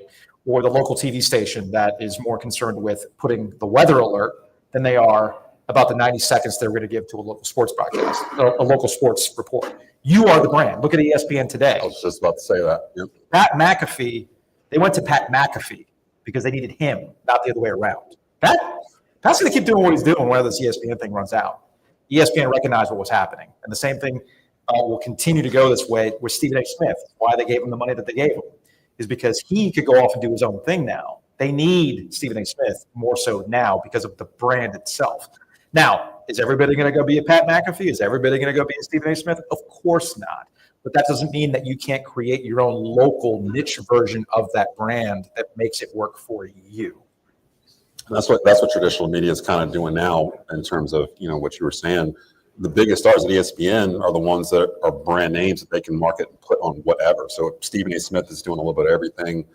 Pat McAfee, like you said, Mike Greenberg. They've literally built their morning around Mike Greenberg and Stephen A. Smith and gave them a 4-hour block to kind of carry us into lunchtime. Whereas we were younger, that was all Sports Center. Yeah. Like Stuart Scott and Rich Eisen, who they're bringing back to ESPN, the Rich Eisen show that's on the Roku network, same kind of deal where they're just basically licensing the content and put it on ESPN. So ESPN is starting to see, now they're about to go over the top and start charging subscriber fees directly into their app. They don't have to go through cable networks anymore. They need content. They need people that draw content outside of ESPN to bring that in. What you're saying about Pat's totally right. Pat's got 1 million subscribers. He was doing just fine without. He had to deal with DraftKings or whoever it was. Yeah. And ESPN was like, hey, come over here, we'll pay you $1 billion or whatever and do your thing. And he still gets the third hour of his show. It's still just YouTube exclusive. And a lot of people don't even know that. They just watch the 2 hours that are on ESPN. So it goes both ways. And I think the one thing we've probably learned is that we don't trash traditional media because we still use them. Like we're still symbiotic in terms of our relationships. And traditional media is starting to figure out they can use people like us to fill in the content that isn't really there anymore because those traditional reporters aren't there. They didn't go through the same path that the ones older had to, so they're not built from the same cloth, I guess you could say. But to build a brand, you need to build an audience. And Joe, you guys have nearly 10,000 followers on YouTube alone, 2 years into this. What was the importance of having that built-in audience from traditional media? Yeah, so this is where things start getting a little, trying not to be hypocritical about these things and understand how, as Tarico was talking about earlier, everybody has their own path to getting to where they get to, okay? For me, I came up at a time that was more traditional. And over time, working in local sports talk radio, I never worked in any other market, but working in local sports talk radio for nearly 25 years, I already had an audience through a traditional network. However, during that time, you used that platform that was dominant at the time to also dabble in platforms that were up and coming. So when I first started out, the reason I got a full-time job is because I begged them to give me a job. And I said, okay, I'll do a blog for you. Okay, think about this. This is how old I am. But blogs were the thing back in 2005. All right. Then, to Desmond's point, you start adding some things to your arsenal. I basically was convinced I stayed employed as long as I did because I was like, all right, well, we should be doing video. We should be doing podcast projects. We should be doing extra content on top of what we're doing on top of the radio to meet people on the platforms that they're currently listening to because they're not listening to the radio. Reason why in 2015 we were the number one listened to show in the market for the demographics that you care about. And the big reason why was because we did well with men 18 to 34. Funny thing happened once we approached COVID. Even this happened before COVID. 18 to 34-year-olds stopped listening to radio. But that doesn't mean 18 to 34-year-olds weren't interested in sports anymore. They were just consuming it in different ways. So I started to get people interacting with me because they saw me on YouTube. Oh, well, the other day I was at Publix and the checkout guy says, hey, man, are you a podcaster? And I'm like, yes. Yeah, I see your stuff on TikTok. So, well, to Matt's point, I built my audience through a traditional medium. You expanded it by getting into where people are and where people are consuming. And now, this gets back to my original point that you can find a hook through YouTube. You can find a hook for podcasting to amass that audience real quick. We actually talked to a guy during the Stanley Cup playoffs. Guy's name is Ryan Ditto Shack. It's by Hot Garbage Sports on YouTube. This guy's got way more followers than us, which is fine. I mean, followers are whatever. But the reason he's able to build it up is because he's this youth hockey coach in Canada that explains hockey at a level that most basic people can understand. Very educational, very useful, and he really amassed this following. And we had him on the podcast, and I was shocked by the amount of people going, oh, the two YouTubers that I watch all the time coming together, right? All of this is to say that because of YouTube, because of the algorithm, you can find that hook now and amass an audience really quick if you're consistent with it. Desmond, your experience going from WSJS, a prominent station in this market, to going independent in this market? So I had a little bit of a different path than Joe. He had been on terrestrial radio for 20 plus years. So when he moved into a different landscape, like he said, people were kind of waiting for them to start dropping content because they wanted that, they wanted that content.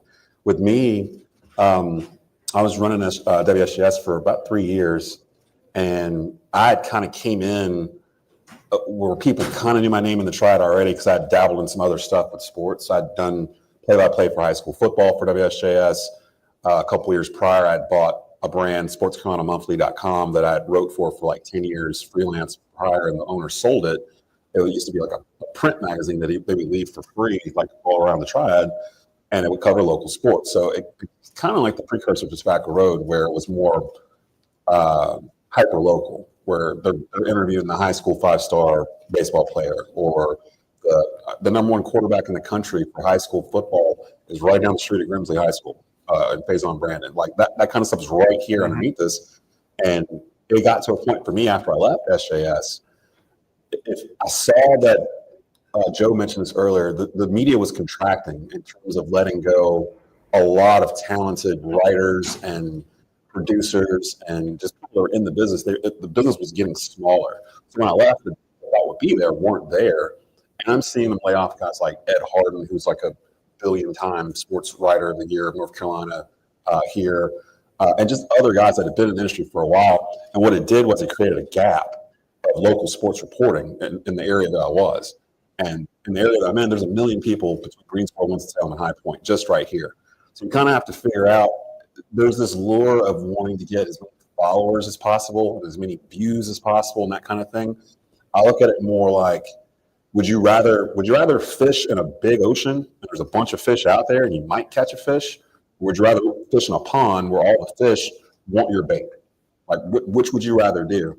And once you get to that point, you start to aggregate the numbers, because you might have had X amount of people on YouTube that watch your show, but then you might have had 2,000 people to watch it on Facebook or on TikTok or on Instagram or Twitter or wherever.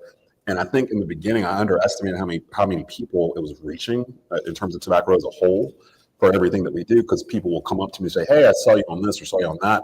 And half the time I didn't even realize we were on one of those things doing a clip or whatever. So it gets to a point where the more organic it is, the more accessible it is for the public. And then the public starts to feel involved in the show too. And once that starts to happen, they start to promote it for you. So it kind of gets to a point where nothing is overnight. Like, and Joe was on terrestrial for 20 plus years. I had to basically succeed and fail at multiple stops along the way and learn things along the way to be able to do this. Like, I wouldn't be here if SJS hadn't laid me off in 2019. Like, Tobacco Road wouldn't exist. I'd probably still be working for them. But because that happened, that was the best thing that happened to me. It was a culmination of things. It wasn't just that one event that sparked Tobacco Road. It was, oh, you can do this, you can do that, you can do this, you can do that.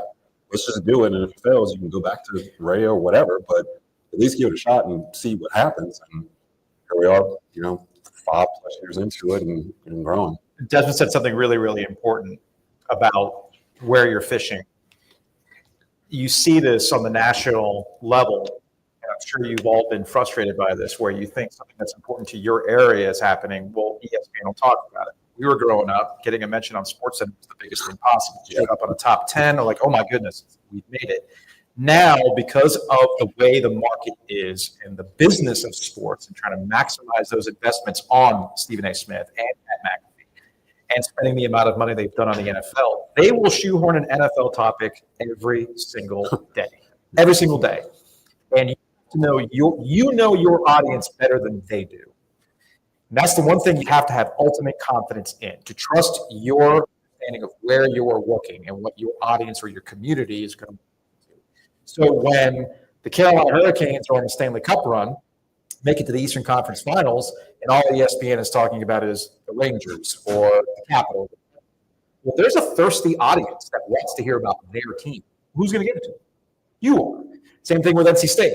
When NC State went on their incredible ACC championship run and then off to the Final Four, they were not talking about it other than a novelty of like, hey, here's DJ Burns. Well, how many times we're going to hear about the DJ Burns story? People want to talk about the game. They also want to hear the historical context of why this is such a big deal and bringing in old timers to talk about how this has brought NC State together. That's only something you can do on a local level that the national audience or the national media is never going to be able to do. And to Desmond's point, you might not get those massive numbers, but you've made that audience, that community really, really happy, and they're going to stick with you going forward. That retention matters to me. The retention matters more than anything else in this. Now that we're on this side of the business, audience retention keeps you motivated going forward. And once you do that too, going off of that, you have the ability, if you're the one that's in the local area and you're realizing that show is there, that coverage is there, going back to traditional media, the people that I've found that are most willing to come on, that are the most knowledgeable guests possible, are sports writers. Yeah. Like they want a reason for people to come read their articles online or in print or wherever it may be. So what's the best way to do that? Let me hop on this podcast, let me hop on this radio show, let me talk about the stuff that I actually write about. And once you kind of figured that out, the thing for me was the guest quality had to be a certain level. It couldn't just be just podcasters that are coming on with me. Because I'm the type where I know Mike Tirico was stuck here saying practice talking into a camera, your phone or whatnot. I hate being on camera by myself. Like, I hate it. I hate the one-shot format where I'm just kind of ranting about something going on in sports to the camera and that's it. I always have someone with me, like someone to bounce off of. Where it's just easier. I think the conversation's better. Questions come out differently than if you were doing it by yourself. And for that kind of thing, like with the Hurricanes, you have people in the area that are knowledgeable in the Hurricane. David Glenn was the largest syndicated radio show in North Carolina history. He was on so many stations across the state, and he got let go. So, like, that's one of those things where you can't depend on that forever. Now he's got one of the fastest YouTube channels, one of the fastest growing YouTube channels anywhere. Like, I think they're crossing over 35,000 or something. They've only been up for like a year and a half or something because the audience went with him. Like, they've been with them every day in their car. And then when that's gone, you kind of miss putting on that same pair of shoes. So, like, once they started putting that back out again, that audience went with him. Is it as big as the one he had when he was in every radio station in the state? No, but it'll probably reach more people over time because you do more stuff with that content because of the technology now. When he started, in 2001 or wherever it may be. So it's a different time, and it's actually a really good time to be coming out of school, in my opinion, because you have so many different options. You don't have to just depend on the traditional path.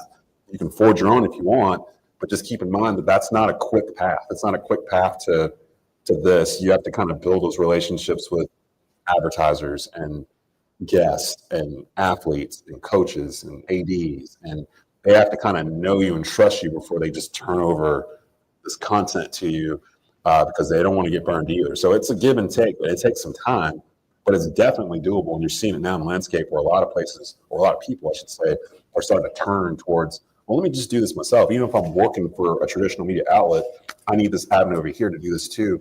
In case this gets yanked out from underneath me, I've got this over here to do it as well. So it's something you can kind of do to build your own brand while you're doing the traditional stuff and learning how to do this to make that part better and easier for you. Joe, what was your first aha moment that this was going to work after you went independent? Ooh. Excuse me. You check I was going to say you got me all for clump here. Wrong pipe situation. Desmond, how about you? Okay. You're on while I catch myself here. Grab something to drink real quick. Two, actually. One of the things I first did when I left, when I parted ways with WSGS, one of the first things I did was go to LinkedIn and look for something to keep going. And there was this little company in California that was looking for podcast hosts for a national podcast called Believe. And I'd never heard of them before. And I was like, what is this? And I went in, interviewed with them, and they hired me. I actually was one of their first podcast hosts when they first started 5+ years ago. And they brought me on board to host the Carolina Panther podcast that they were going to do. It's called Believe in Panthers. And the first year, they paired me with Tyrone Poole, who was the first draft selection in Carolina Panthers history. We did 1 year. After that, he left, and I brought on Skylar Callahan, who I'd become acquaintances with, who is the beat writer and publisher for the Panthers for Sports Illustrated online. So he was like the inside. And then Believe, at that point, they've been around for like 2 or 3 years. And they're like, we're going to put an NFL player every one of our podcasts. And for us, it was going to be Thomas Davis. And we had met with Thomas Davis. We interviewed with him and everything. The rapport was good. Met with his agent and everything. A week went by, and then we found out that NFL Network had snatched him up for extra work, and he was no longer going to be our host. And Believe was like, oh, we've got a backup. A week later, it was Jonathan Stewart. And since then, it's been myself, Jonathan Stewart, and Skylar Callahan for the past, I've been on it for how many years? When was the last time the Panthers had a winning season? I started after that. 2017 was the last So playoff I year. started 2019. So I've been the host for Believe in Panthers for this will be my 6th season doing it. And we have yet to have a winning season. So, yeah, I know. I think I'm jinxing it or something. Yeah. But it's like, it's one of these things where maybe this is the year. Maybe this is the year. And like I was, I think it was on Walmart or something. And somebody came up to me and started talking about Believe in Panthers. And this is after we had been on for a year or two. And he was like, yeah, your show was great. Well, I was sitting there waiting and everything. I was like, waiting? What are you talking about? He was like, yeah, I saw it in the airport. It was on the airport thing. And I didn't realize that Believe had started sending out certain shows to like LAX and like these big airports. So they're like sitting there like playing like while you're waiting on your flight. And I was like, oh, I didn't realize my face is on all these different places. So that was one of the first ones. But for Tobacco Road, the live broadcast, we probably do more live sports broadcasts than anyone in the Triad. We're very heavy in the high school game. I did a stint at Learfield. I was the producer for Charlotte back in 2017 when Charlotte's football team went 1-10 and their basketball team went like 5-27. It was horrible. Like just sitting there knowing they were getting blasted by 60 every Saturday or whatever, and you got to sit there for 5 hours and produce the show. But if you're not familiar with Learfield, they do all the college stuff. And I was like, this is a great idea because you have an individual producer and you have a team on site calling the game and everything else. And it's college. And I was like, you did this on the high school level. And I was like, okay, do it on the high school level, but you can't do it with every high school. Go to a high school that's got 500 kids. You can't do it with a high school that doesn't have a strong alumni base. You can't do it with a high school that their athletics are like here one year and then down here the next year. Like it has to be schools that are good in multiple sports every year. And I tended to go towards the bigger schools. And in 2021, post-COVID, when the high schools here in North Carolina during COVID, while everyone was out for like the year and a half, they had the NFHS network. They had a contract with them where they came in and installed cameras in all of the football fields and all the basketball arenas for every high school in the state. And with those, there's a camera. It moves with the motion of the ball, but there's no audio. So it's like watching a security camera when you're watching the game. It's just going like this back and forth. And we had kind of figured out over time how to patch in our audio into their hard drive, and it just syncs up to it. So our radio broadcast is now syncing up to NFHS. We realized, oh, more people are hearing us over here than they are on the traditional radio that we're actually sending the content out to. In the spring of 2021, High School, my alma mater, that I call High School Forum Fridays, softball team had made it to the 4A state final. And they were playing Wilmington Hoggard. And it was at North Davidson. And there was no NFHS camera. So the rules in North Carolina for high school, you can't shoot stuff, do whatever without, especially state championships, you have to pay a fee to the High School Athletic Association, you have to get these hoops and whatnot. And there was a guy in the crowd shooting the game with an iPad. And he had put the link out on Facebook or something. And he was sitting there shooting it, and he got caught, obviously, like at the first inning or whatever. They boot him out. So everybody that was on his feed, what happened to the feed? What happened to the feed? And blessed, I don't know whose soul it was, but somebody posted the Tobacco Road link because we were already there calling the game on audio. And I'm sitting there in the field, and my guy's doing the game. I'm just producing. I'm not even calling it. I'm sitting there watching it as we're doing it. It's like third inning, fourth inning.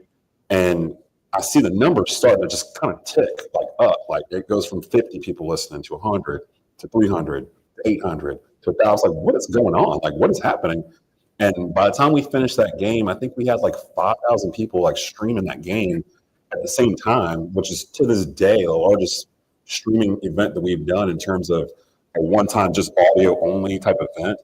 And it was for girls softball, the 4A state final between East Forsyth and Wilmington Hoggard.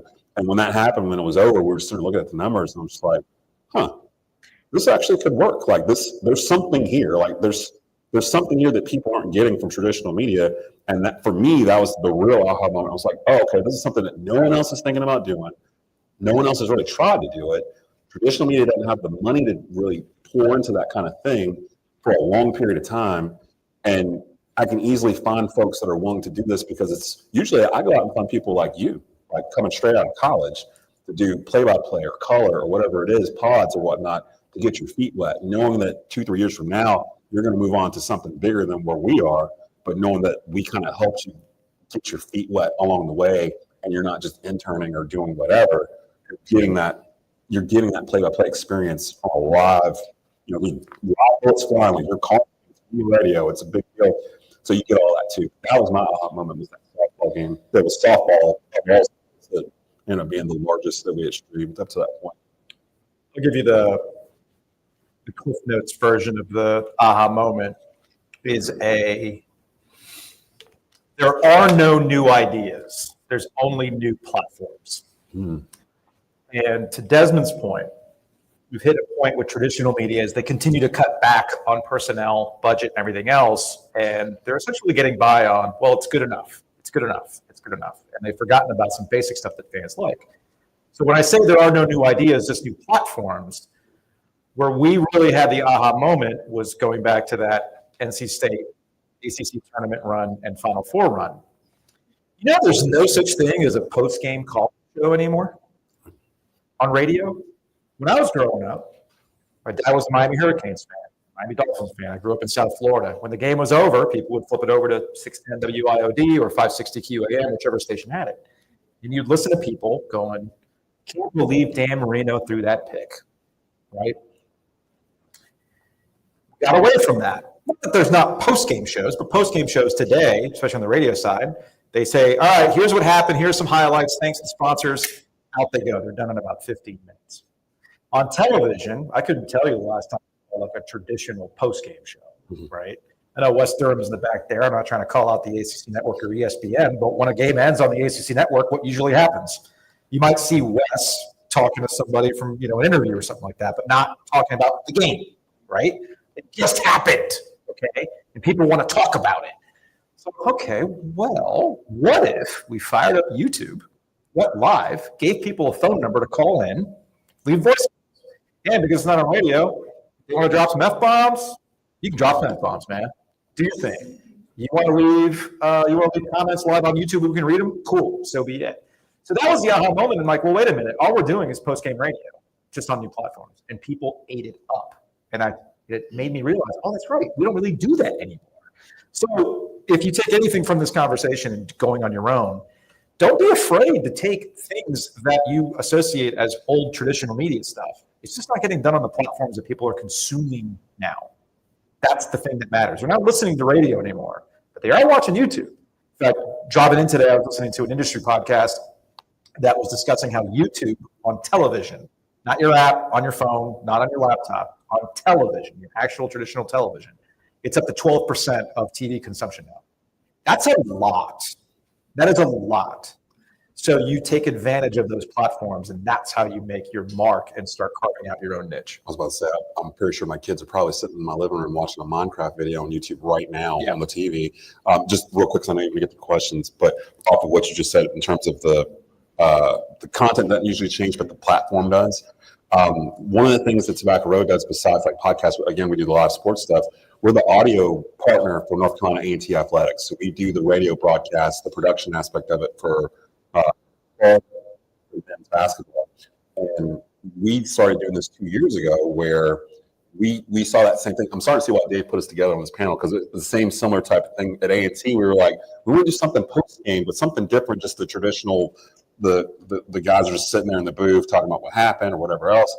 And we're like, why don't we use StreamYard and go off of radio for the post-game and do an interactive post-game show where the A&T fans, who A&T is the largest historically black university on the planet. They're very proud of that.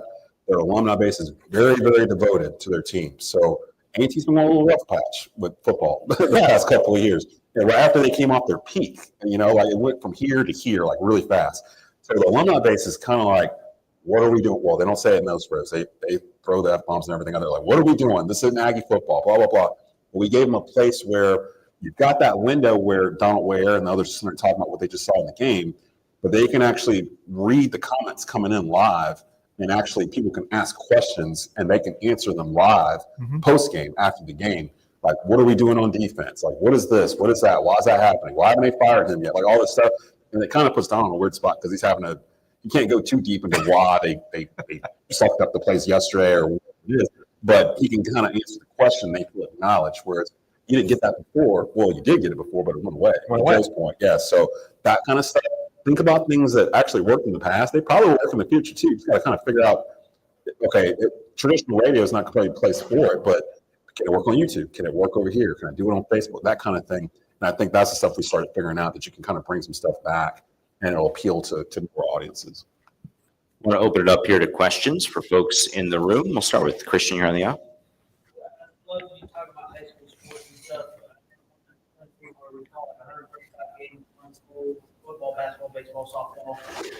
As somebody that kind of just runs all aspects of it, I know like numbers and listeners and stuff is one way when you go to advertise, like, hey, here's what we got. But what is also kind of the selling point where they're used to like newspapers and local radio stations coming in, where some of the business owners will question it, I guess, of some of the new platforms when it comes to that thing. So that's one of the reasons why I still lean on traditional media for high school football, because while radio may be kind of shrinking, live sports in general is still going to be there. Like, because you can tape it, of course, but you know how that goes. You tape it, someone's going to tell you the score before you get home, that kind of thing. So more often than not, live sports are still a viable place to go. In high school sports in particular, you're dealing with a very niche audience, so to speak. So you're not really necessarily selling numbers, you're really selling nostalgia. Because I'm usually going to like East Forsyth, for example, I'll usually go to alumni or people that have businesses in Kernersville. And I always joke, I can throw in Kernersville and hit a business and find somebody that wants to advertise on East Forsyth football because they're good every year. They've won 10 games the past 5 years plus. They're always a top 4, top 5 team ranked. They're always a contender. And last year they had Bryce Baker at quarterback. He's at Carolina now. So there's a lot of eyeballs on them. And we use that to our advantage. So they know that I have that relationship with that school. If they want to get in with that relationship too, they can kind of piggyback off the tobacco road and get in there that way. In high school, you can do it that way. Usually, right now we have three active networks, and I think we're about to bring in a couple more. We have East Forsyth, Grimsley, Glen High School, and a couple more coming in. East Forsyth and Grimsley are the two biggest ones we have by far. And I did that on purpose. I didn't want smaller schools. I want the best schools. I don't listen to a high school football game on Friday where it's Team A versus Team B. Both schools are 300 kids each. You don't know anybody. It's just not a good game. I want to hear the 4-star, 5-star kids that are going to go to Wake Forest or Carolina or Duke or State or whatever. I want to hear them playing against other kids going to Wake. I want to hear the big game. So our philosophy was to do it that way and make it. Let's find the big schools, get in with them, and then we can go back to terrestrial radio and say, hey, we are in with them for every game, home and away. Do you want this package? So like we kind of went around, we went in reverse kind of. Instead of going to the radio station saying, hey, we want to do this, and then going to find the games in the schools, we got in those in the schools early, went back to terrestrial radio and said, hey, we have content. Do you want to pay for it? Like that kind of thing. So that kind of stuff is kind of learning as you go. But again, I wouldn't have known that unless I actually worked in terrestrial radio beforehand. Like I had to see it from that side and know they needed the content. And they would realize, oh, we don't have to do anything but push a button on our end. They're doing everything on site. So that was kind of the main with it. But that's kind of our biggest thing in the fall is high school stuff. So it's been pretty good. Numbers are overrated. Yeah. Straight up. Numbers are overrated. They can be inflated. They can be fake. We're actually getting to a point where you see influencers with over 1 million followers on Instagram, and they might show up to something and 3 people show up. This is something we deal with as a podcast because it's cheaper to go and get some. We'll use a restaurant as an example. We have a lot of restaurants that advertise on the podcast, and they can go out and get some food influencer that's got 50,000 followers on Instagram. They'll get a bunch of likes and like, oh, we're going to do this. How many of those people will actually show up to your restaurant? Conversion. It's easy to throw a like. That's nothing. Can I get you to show up to the restaurant? So how we talk to advertisers is we have an audience. We have a community. We might have only, on average, 5,000 people that listen to the podcast. But of those 5,000 people, we're going to get a good chunk of them that are going to show to your place. And not only are they going to show up to your place, but they're going to put it on social media. Joe and Joe do not miss on their food recommendations. They did it again. Boom, they put it out there. So that's the thing that you kind of have to. It's easy to say. It's harder to do. To dislodge yourself from chasing numbers, and it's more important to focus on a community and presenting that community to prospective advertisers. If you can sell that, then you'll be fine. You'll know if your stuff is reaching or not just when you go grocery shopping or whatever in that area and people are coming up to you asking football questions all the time and whatnot. Like, you kind of get a general idea that it's reaching further than what that number said on that one platform. I agree with Joe. Yeah, I can buy followers right now. Yeah, we bought 10,000 followers. Seriously, right now. I could go on YouTube right now and I can pay $50 and goose the numbers. But in the end, But what are you getting out of that? It's really helpful. So it doesn't help me understand what's working, what's not. It's faking it.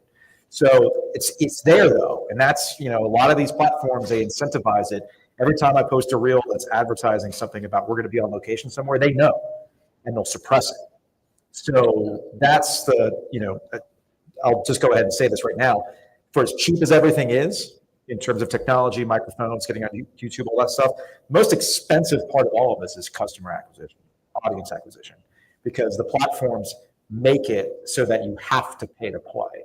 If you can break through and be okay with getting a TikTok or a video that only does 1,000 views this one day, but you keep plugging away, it'll eventually pay off without having to pay for it.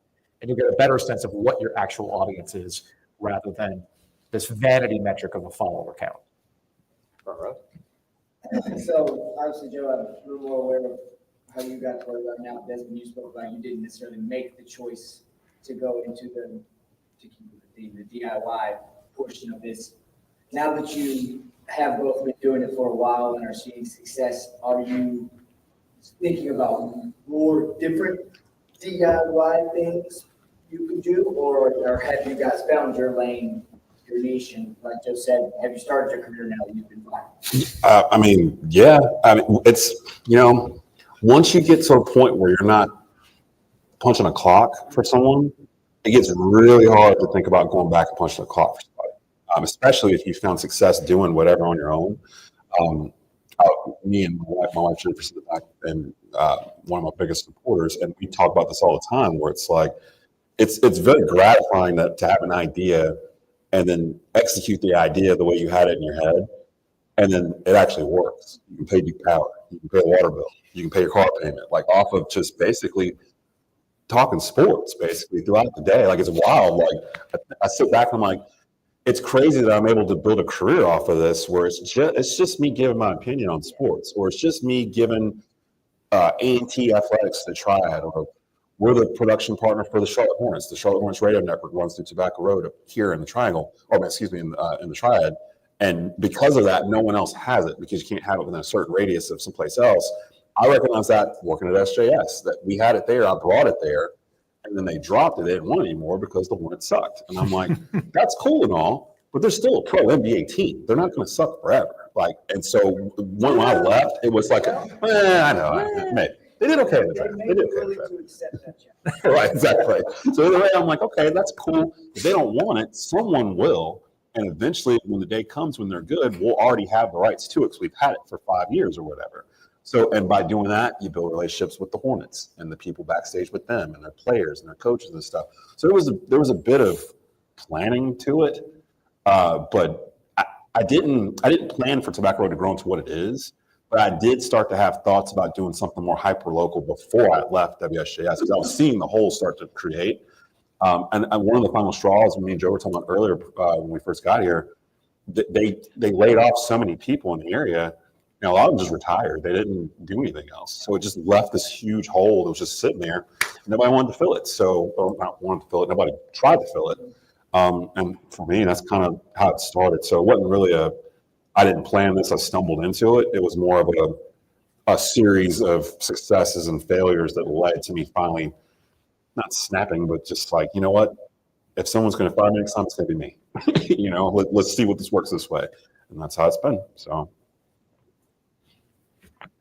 Final question. Let's go to right here in the middle, second row. You guys earlier, you guys mentioned how the audience, retaining an audience, come back. Consistency. One of the biggest hurdles that you will have is getting discouraged by the lack of traction that you might feel. But the funny thing about podcasting is that there's any number of stats out there that show you a bunch of people start podcasts. And we saw a lot of them in the pandemic because people had nothing else to do, and a lot of them quit. So you got to keep doing it. Just keep showing up, be consistent, come out with a consistent release schedule. If it's every Monday, Wednesday, Friday, you do it every Monday, Wednesday, Friday. If you're not going to be doing it that week, you got to let people know you're not doing it that week. You have to kind of strip away this layer that I was guilty of when I worked in traditional media, and a lot of folks in traditional media find themselves in that there's this layer between you and everybody else because you're the professional, so to speak, right? What ends up happening is the retention comes in the form of you speaking to this audience like you actually know them, that they're part of your routine. And once they've established you as part of their routine, then you have to reward them with the consistent effort and also sound like you want to be there.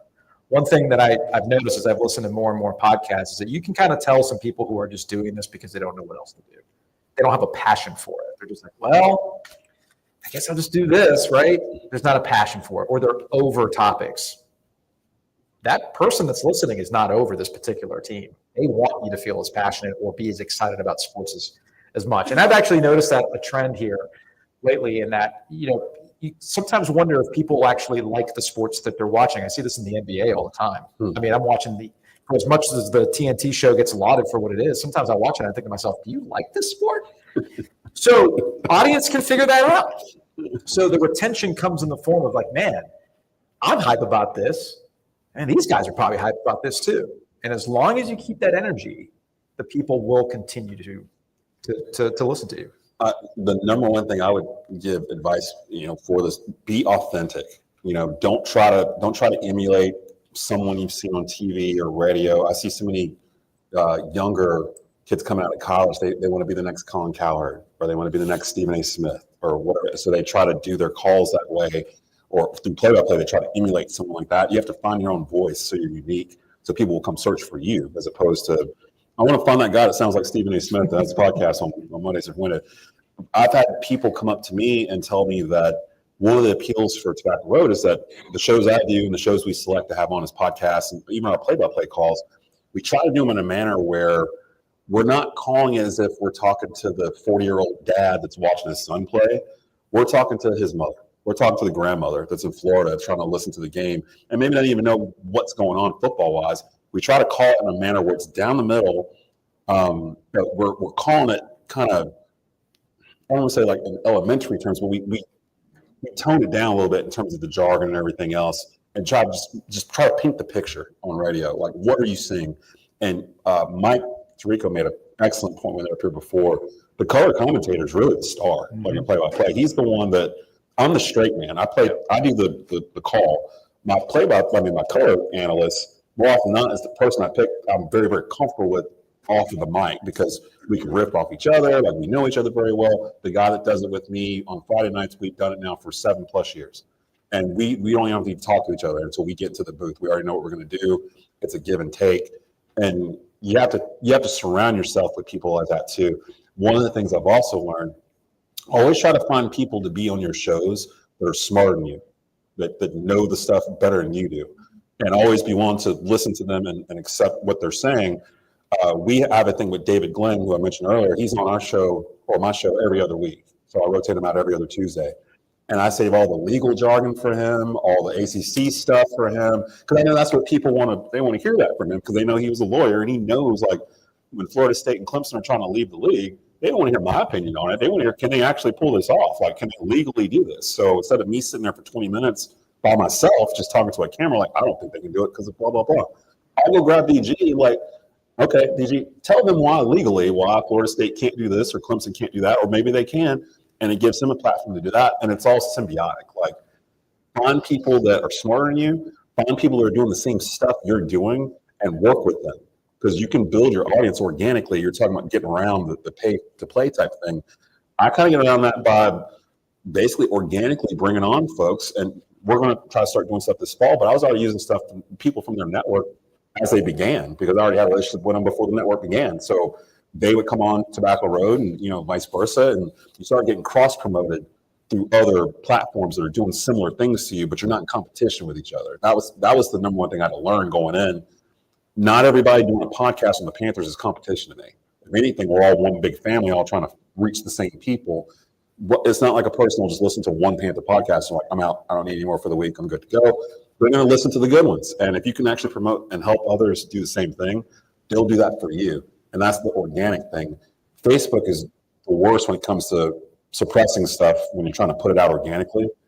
The one thing I've learned to do, instead of having to pay to get posts to go, I'll go in and based on whatever it is that I know I'm going to talk about, because I'm only going to talk about stuff that I feel comfortable talking about, whether it's NFL, NBA, college basketball, college football. I don't do any baseball. I don't watch hockey. I don't watch NASCAR. So I'm not even on during the summer. Like it's like my 2 months where I'm off.